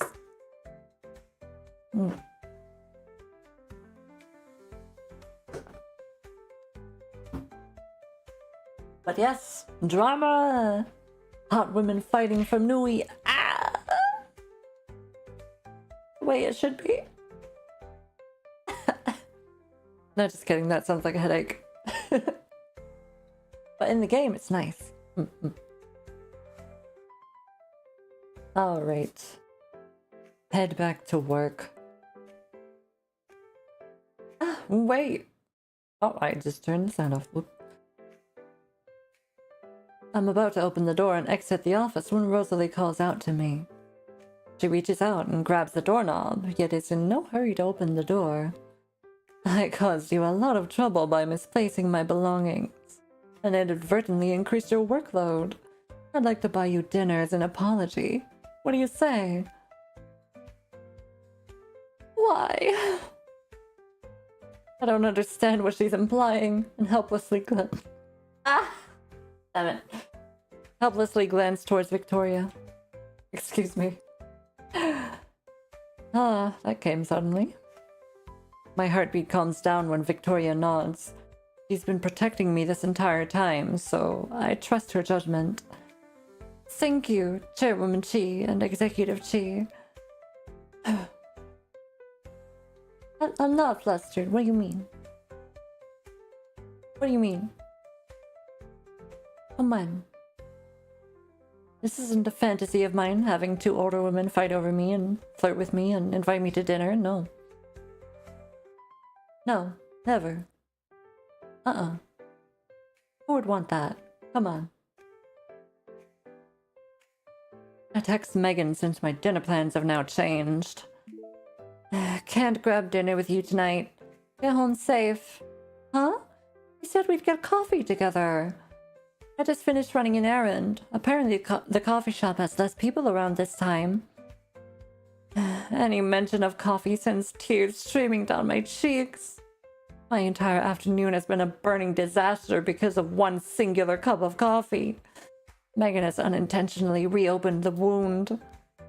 I grit my teeth and type out maybe next time before putting my phone away. Oh! Fenris! Thank you for the raid. Welcome in, raiders. How's everything going? Why didn't my raid alert go off?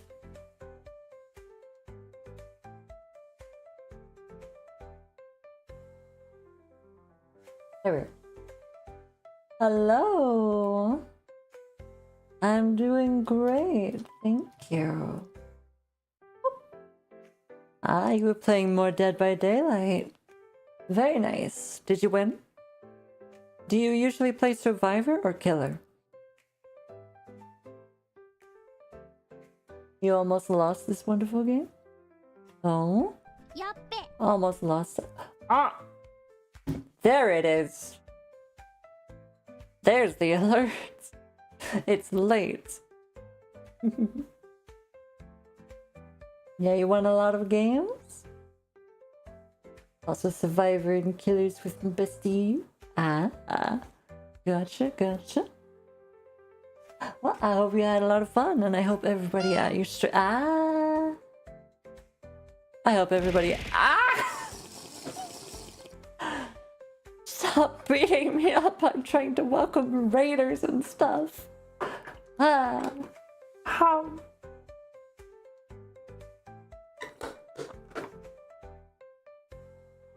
Anywho, as I was trying to say, welcome raiders. I hope you all had a great time over at Fenris's stream. I am nuivhi.bsky. I play lots of different games, including RPGs and mainly RPGs right now. And this one. Eat, damn it! Eat? Now? It's only 5, and I'm in stream. I'm also welcoming raiders. Wow. I'll eat after stream, okay? The stream has been very good. Yes. Yes. Ow! As you can see, in between getting beaten up by my dad, I am playing a visual novel game called Love Curse. Find Your Soulmate. And it's very good. We went through one route already, getting with the cute childhood friend. But this time we're going after the lovely older office lady who got us our new job. To eat some angry orange. Maybe. Depends. Why are they angry? Some hot girl said it. I see. I see. You miss my voice and model? No. Well, enjoy yourself for however long you're here. You can experience both until you leave. Or until I leave. One or the other.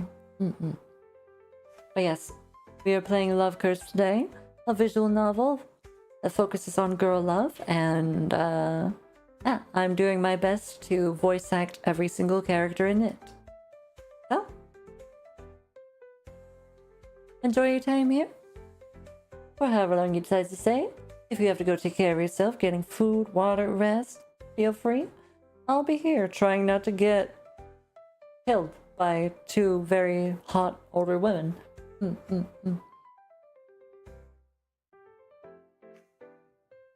You'll be lurking? Okay. No problem. Ow. Thank you for looking. Go take care of yourself. I'll be here.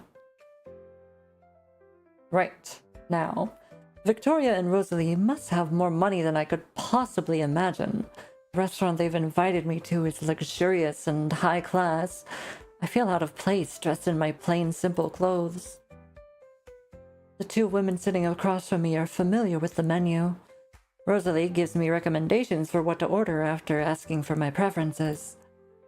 The food is exquisite, but I feel like I'm sitting on pins and needles. My mouth is tasteless. 吃饱了吗？ Chubalama. Who turned the voices back on? How dare? Doing the voices is my job. Oh, poor Nui, two hot women fighting over her. I know, it's a terrible fate. But I shall endure it. For you. Okay. This VA is divine. Nah, thank you. Alright. Are you still hungry? I immediately shake my head, scared there'll be more misunderstandings. I'm completely full. I'll drive you home. Rosalie, you can head back. Be careful on your way there. Call me if anything comes up. She nods, making a call me signal with her hand. This entire day feels like I've survived a hurricane. Why so nervous? How could I not be nervous? I didn't expect your cousin to be the chairwoman. I feel like I've stumbled upon some classified secret I'm not supposed to know. It's not a secret. We're just relatives. Are you upset with me for denying you a transfer opportunity? She casually asks, but I can tell she's searching for a serious answer. I remember empathizing with her being the good one, right?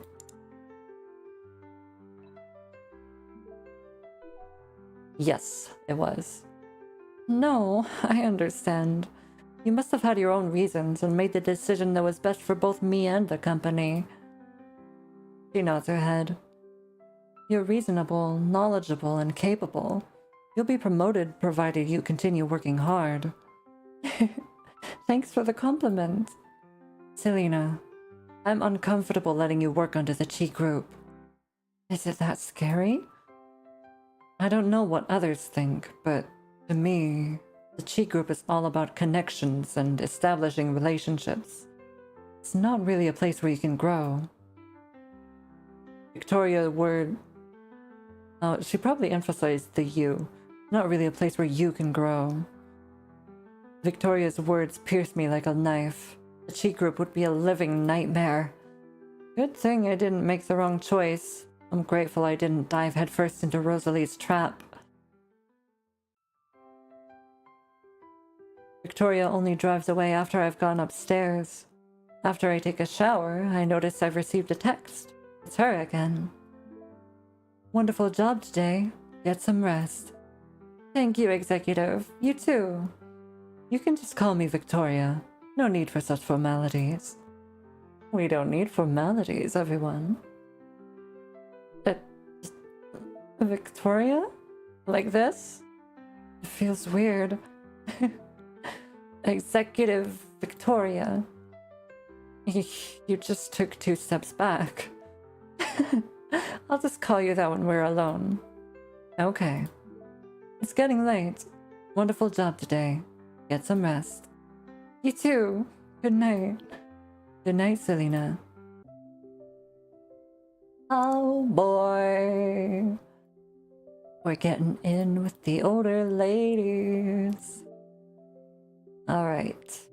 Now this is the point where we branched off and went exclusively with Nixie.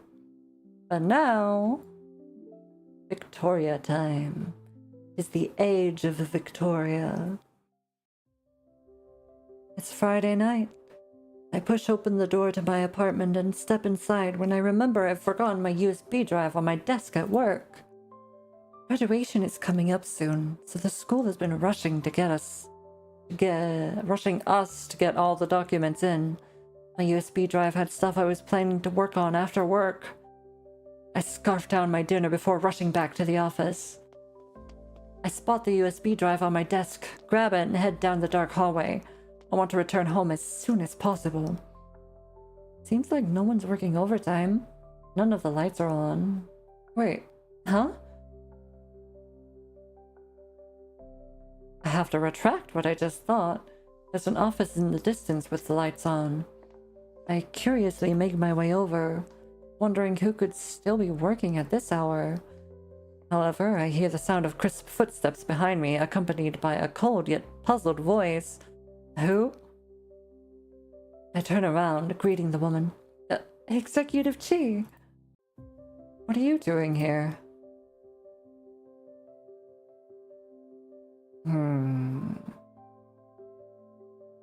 Which older woman is which troop?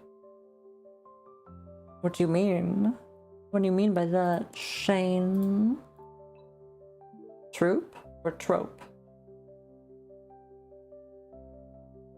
If you mean trope, then this one is the stoic mommy.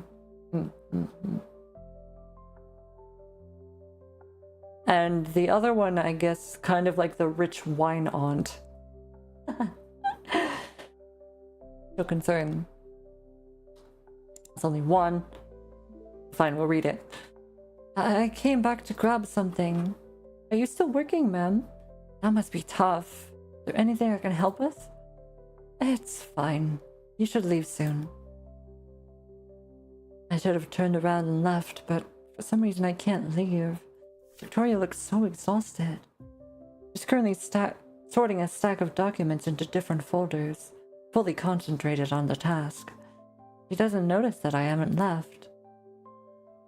Alright, let me just real quick ask why she's here.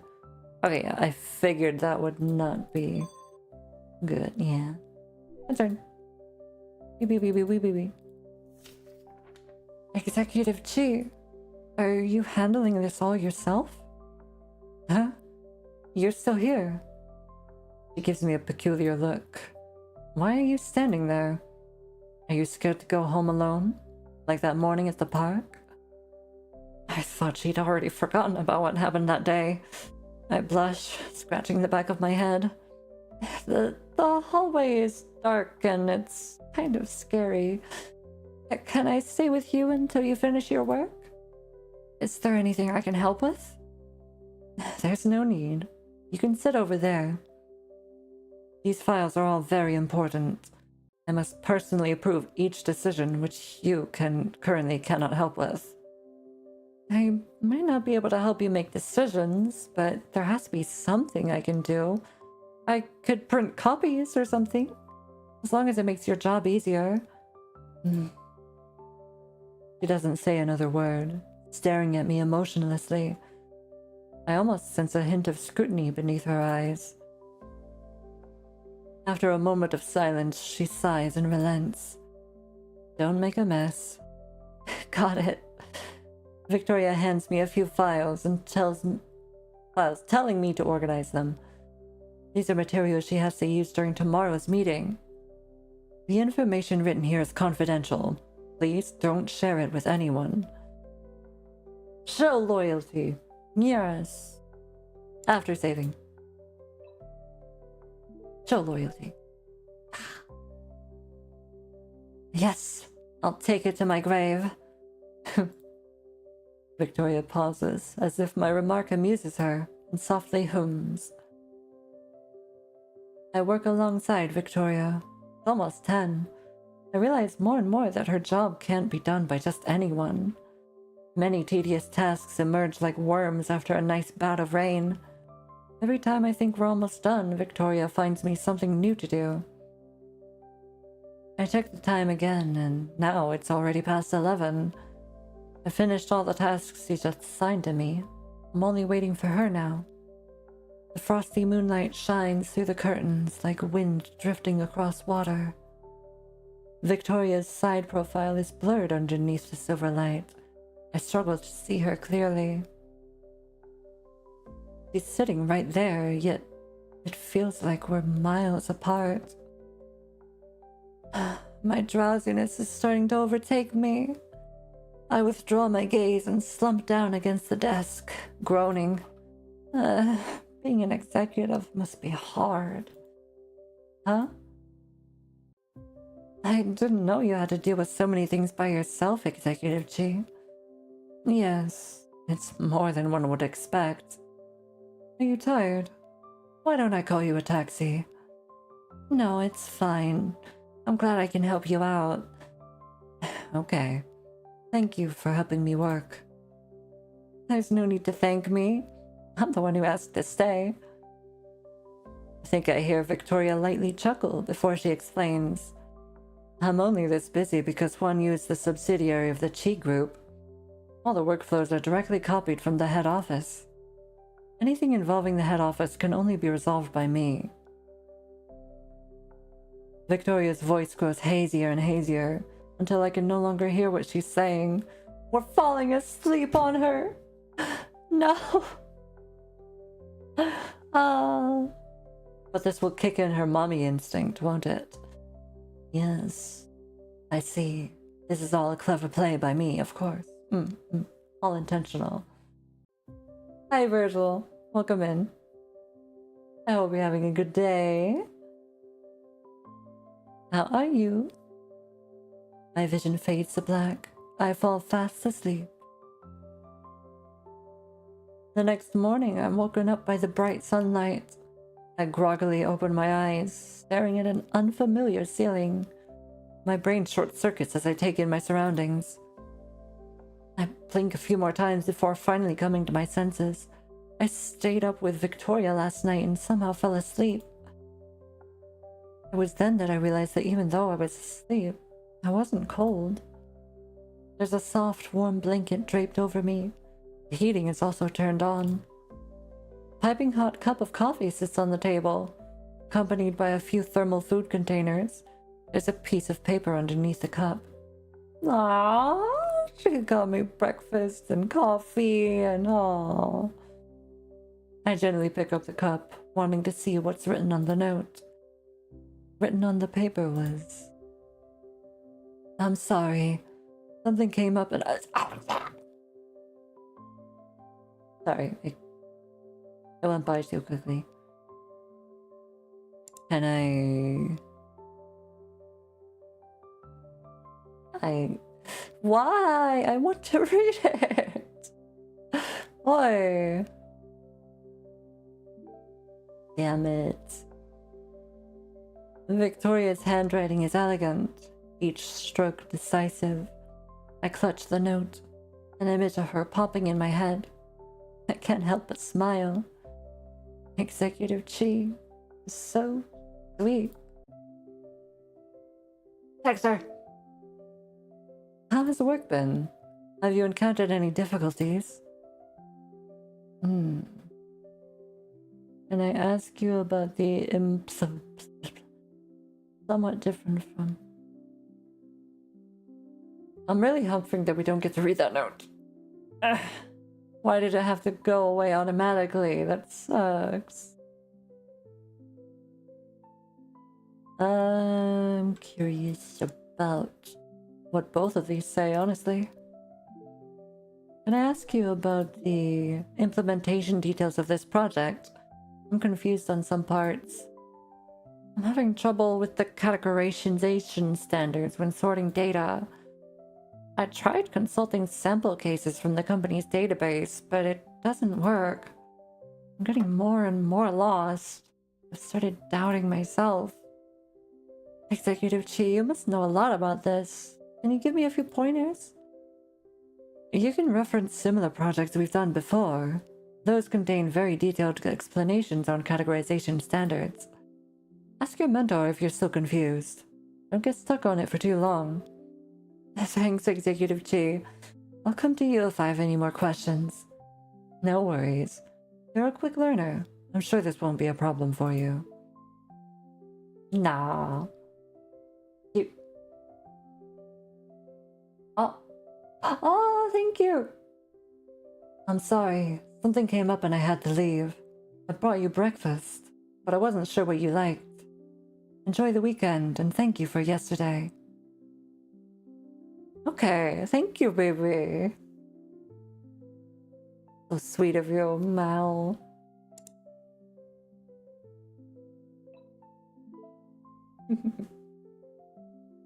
Good. Now we don't have to be hung up about what it said.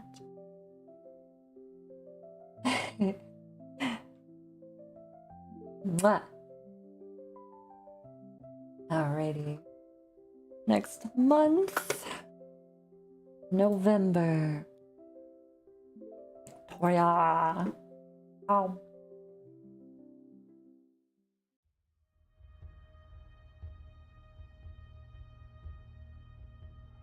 Oh, I just realized.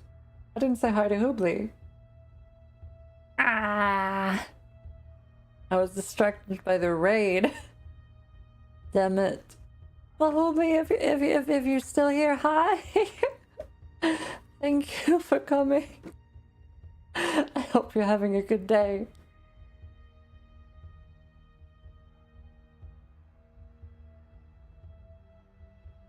So rude, I know. Man. Probably at work. Oh well.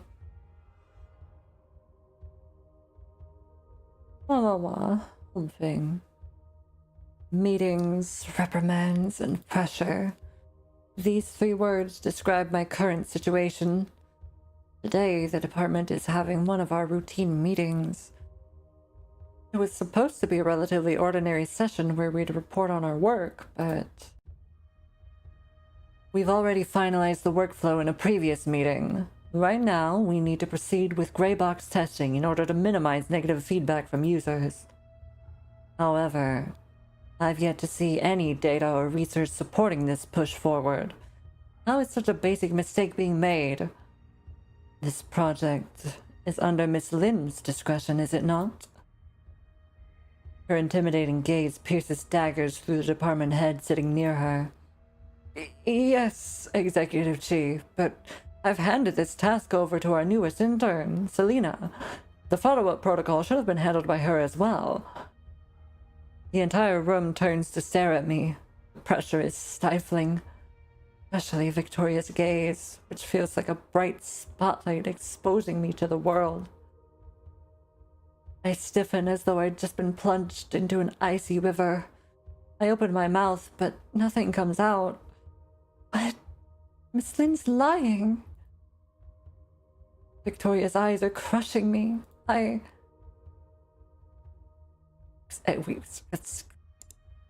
I'm not letting this go. What do you mean? Huh? Squeeze me? I'm not taking the fall for somebody. No. Explain. But also Huan Yu's future. This is not good. I take a deep breath, steady my gaze, and tell myself to calm down. Executive Chi, while I am indeed responsible for the follow-up of this project, I was not at all involved with the gray box testing portion. I do not fully understand the situation, and I apologize for that. Victoria's gaze softened slightly, so I quickly seized the opportunity to add, I will compile and submit the test results to you as soon as possible, ma'am, so that you can review them and decide how we should proceed. The meeting ends quickly. Victoria only emphasizes a few more important points before dismissing us. Miss Lynn and I are asked to stay behind. I calmly present the test results I've prepared beforehand once again to Victoria and explain the process. However, I omit the part where Miss Lynn says everything is for our monthly progress OKR. There's no point in making enemies.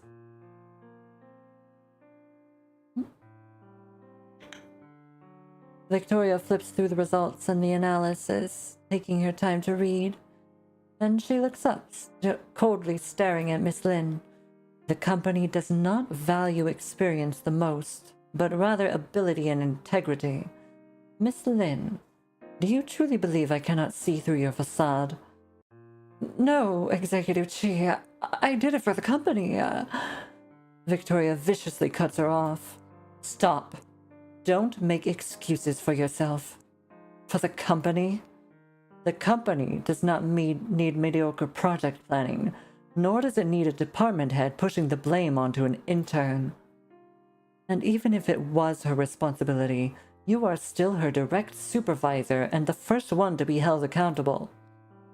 Miss Lynn, I hope this situation does not happen again. Expect a visit to HR if it does. Miss Lynn hangs her head in silence. Victoria's eyes stare intensely at her for a few more seconds before she finally turns to look at me. She softens her tone considerably. You can stop working on this project. I will assign you other tasks. Yes, ma'am. You can return to your desk now.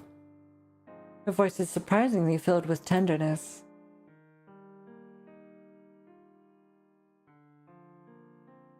When I return to my desk, I'm still scared out of my mind. Megan comfortingly pats me on the shoulder. I can only feebly smile in response. My department head tried to use me as a scapegoat because I'm just an intern. Even though Victoria has a high position, she didn't side with Miss Lynn due to her seniority, nor did she excuse her mistake. Instead, she defended me. The workplace environment is just as harsh as I'd imagined, but Executive Chi is a good person. I can't help but replay what she said in her office, line by line, word by word. Today's meeting started later than usual. Soon my shift was over.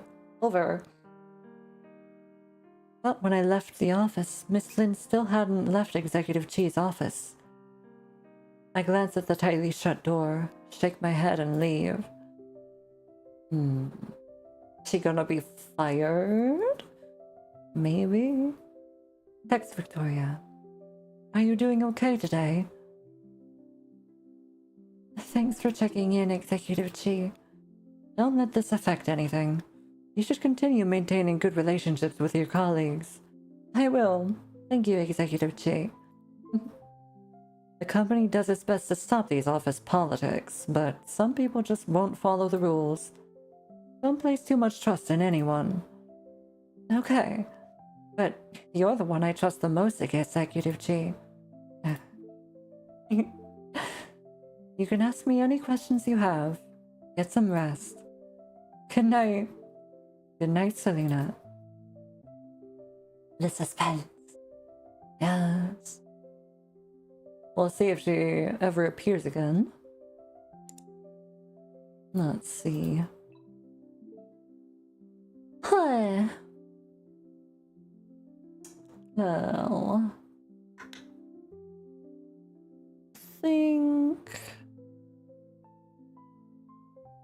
I think I'll do one more month. And then we'll stop there. I don't want to go too long tonight, because we're starting later today. And yeah, need to make sure to eat, and I've got stuff to do. Honk.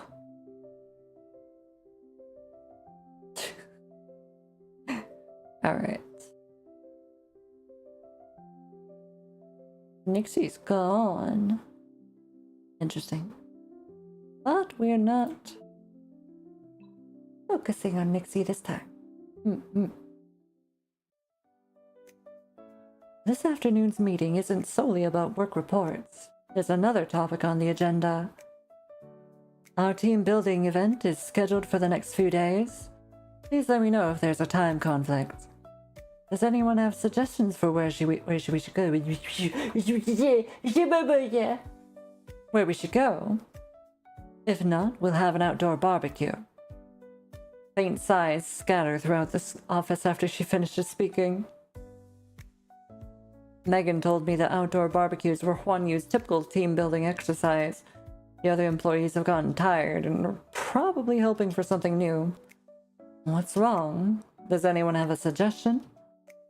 The office is so silent you could hear a pin drop. Victoria is too intimidating, and offering a suggestion would likely mean organizing the event as well. No one speaks up. Her eyes circle around the meeting room before finally landing on the product development section. Then, Selena, do you have any ideas? Why is she suddenly calling on me? I didn't even make a sound. My coworkers stare at me with hope written across their faces. I awkwardly smile and respond.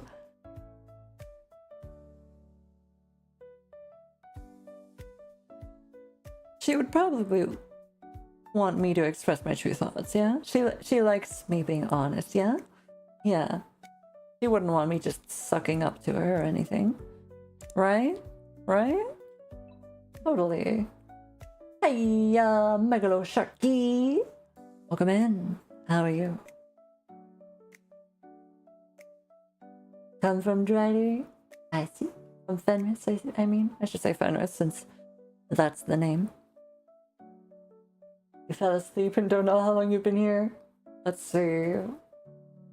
Fenris raided like 45 minutes ago or something? Something like that. So about that long. Well, welcome in and good morning. How you doing? Doing fine, doing fine. Woken up suffocating.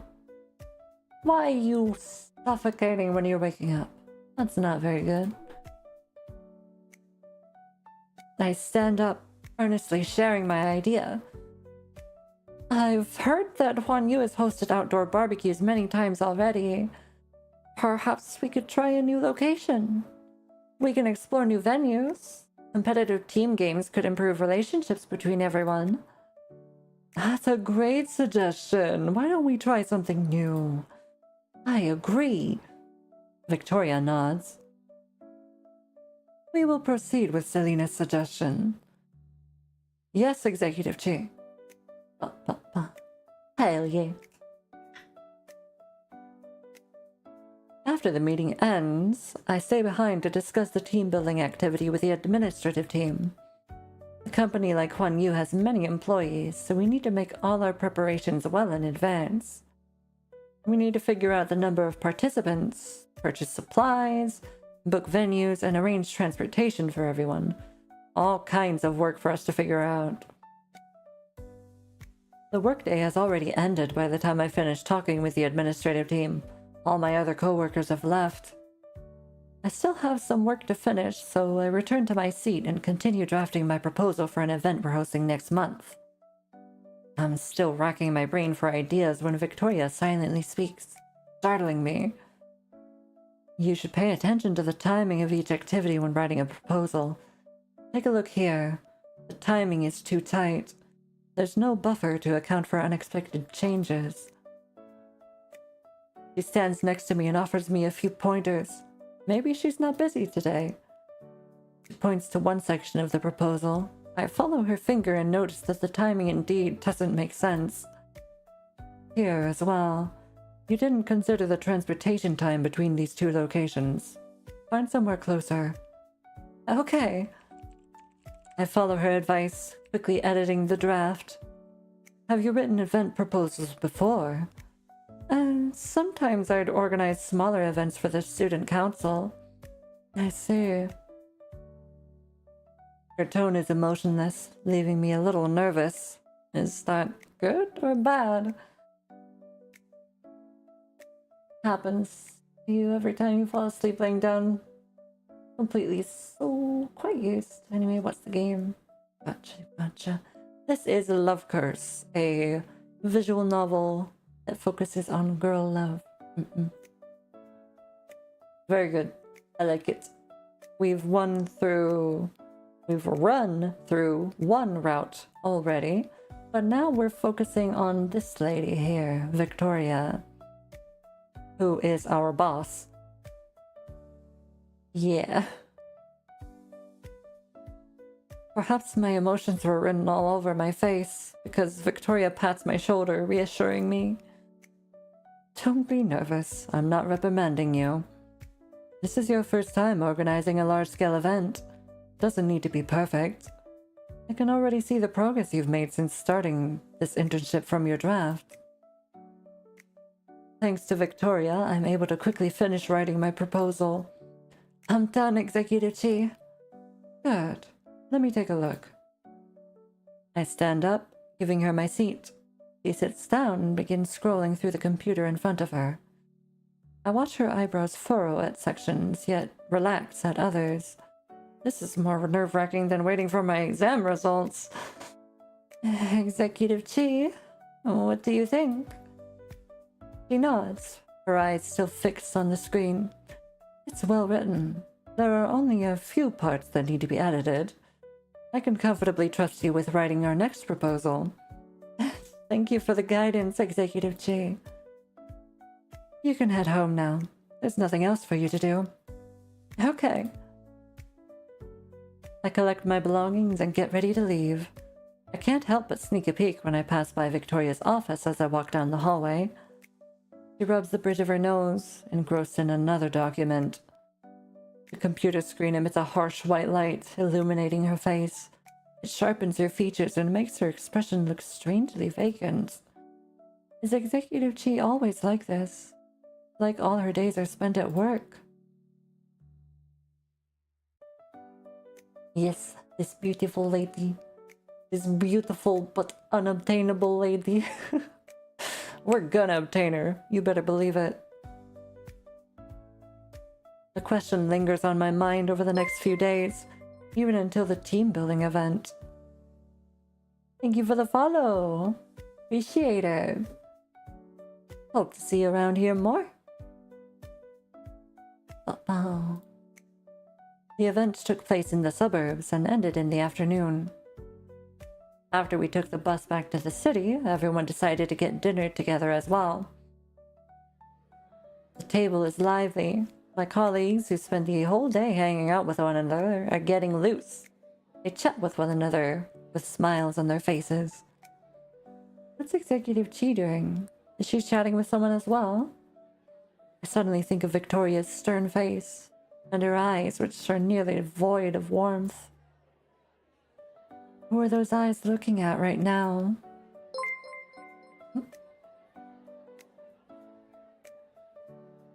I see. Following with your alt. Huh. Interesting. I carefully glance around the room, yet find that her seat's empty. On the table is a half-finished glass of red wine.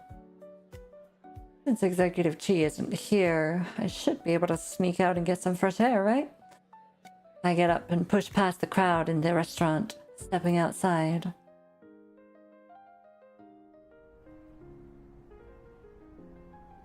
Yeah. We usually don't really like having alts here. It makes moderation difficult. The stuffy heat inside the room quickly dissipates. I'm blown away by the cold breeze. The chilly air fills my nostrils, clearing my mind. The restaurant only serves hot tea and alcohol, but I want something cold to drink. I glance around, quickly noticing a nearby convenience store. I walk over. The street is silent. A car or two driving by occasionally, blowing a gust of wind past me. If you could, I would appreciate that. Thank you.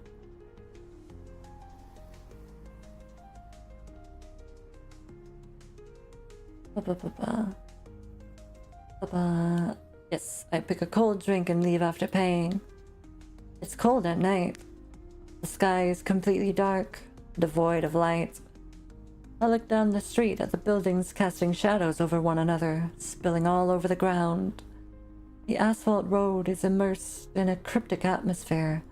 As I walk down the path, my mind wanders, detaching itself from the noisy dinner. The exhaustion of the last few days disappears with the wind.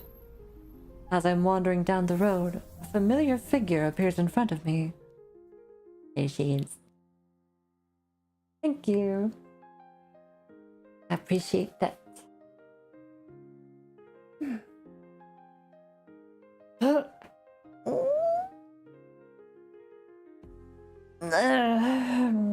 on. Let me just stretch without permission for a moment, okay? Okay. Victoria stands in a corner not far away. Her posture is upright, reminding me of a statue.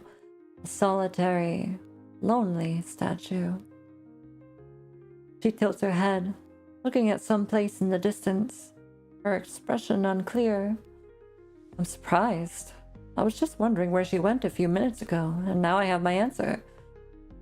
I have a weird impulse. I want to walk up to her and say hi, but I don't want to disturb this peaceful atmosphere. What's Executive Chi staring at? I lift my head and stare at the sky. The moon isn't out yet, and only a few stars are scattered across the vast, boundless night sky. Selena? What a coincidence, Executive Chi.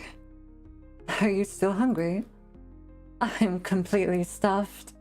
It was too hot inside, so I came out for some fresh air. She softly chuckles and looks back up at the sky. Hey, yo. There, now I can pretend. Oh, dang. There's another. Maybe I should do it for real. Again.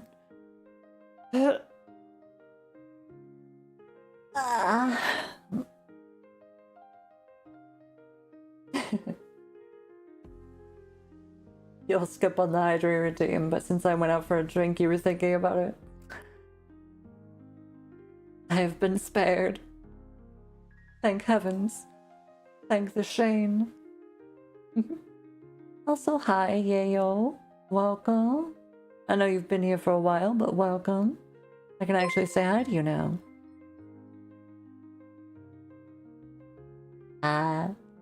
Gotcha. Hang on. Followed? Weren't you already following? The heck? But why? Thought so. Which being funky? Maybe.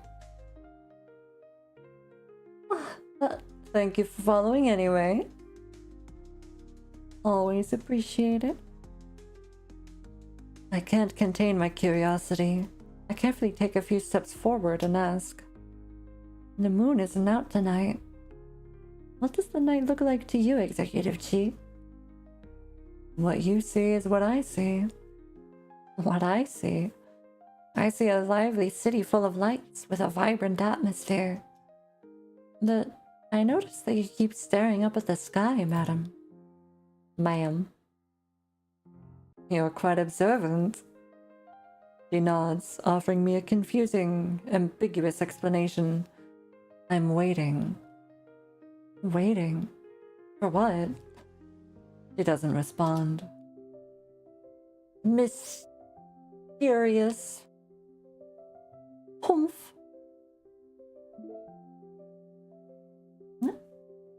Not that you dislike being here. You try to return to your intermittent sleep. Yes, I'll just use your voice to send me back to sleep. That's fine, don't worry. Lots of people use my streams to sleep, don't worry about it. It's nothing new. So, I hope you get some good sleep. Don't suffocate. And thanks for coming. Well, it wasn't really your choice, but still. Thanks for sticking around. How about that? And thanks for the follow, of course. Did you leave this cookie on my desk? How did you know? It's very obvious. You were the only one who stopped by my office last night. It was Christmas Eve, so I got you a present. I had to leave early yesterday to sort something out. Sorry, I just saw it. Merry Christmas. Don't worry about it. It's great that you got to leave early. That means you don't have to work overtime. But you might have to do overtime tomorrow. On my day off? Well, I've heard rumors that you're interested in seeing this show. I have tickets. You and a friend can go tomorrow. Me and a friend? Can I go with you? Please?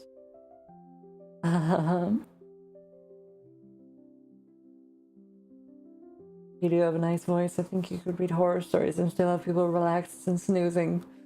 It has happened.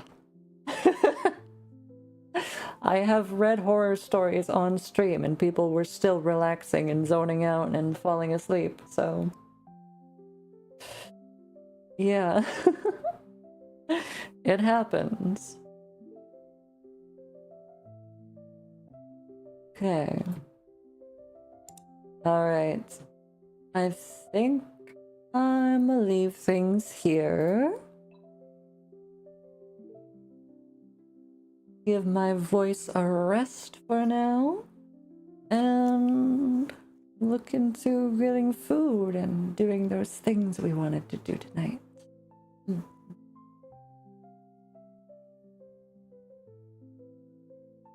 A gift and a curse.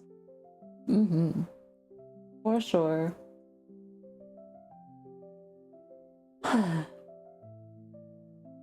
As long as the person is not actually yelling, it's enough for me to think it's soothing. Well, you're in luck. I don't really yell. At all, really. Anytime I do have to get loud for, like, readings or something, it usually comes out really weird. Are you used to hearing people yelling? Aw. There are a lot of people who yell. It's true. But not here. So, I hope you all enjoyed this segment of Love Curse. We are steadily learning more and more about Victoria. And yeah, I like her. Extreme mommy vibes. Hello, Rab. Or Ned. You wanted me to call you Ned, right? I think so. Welcome in. We are just ending. I am so sorry. Ned. Right. Thought so. I'd like to thank everybody again for coming. Thank you again, Fenris, if you can hear me still, for the raid. Very appreciated. Oh, like two trains passing in the night.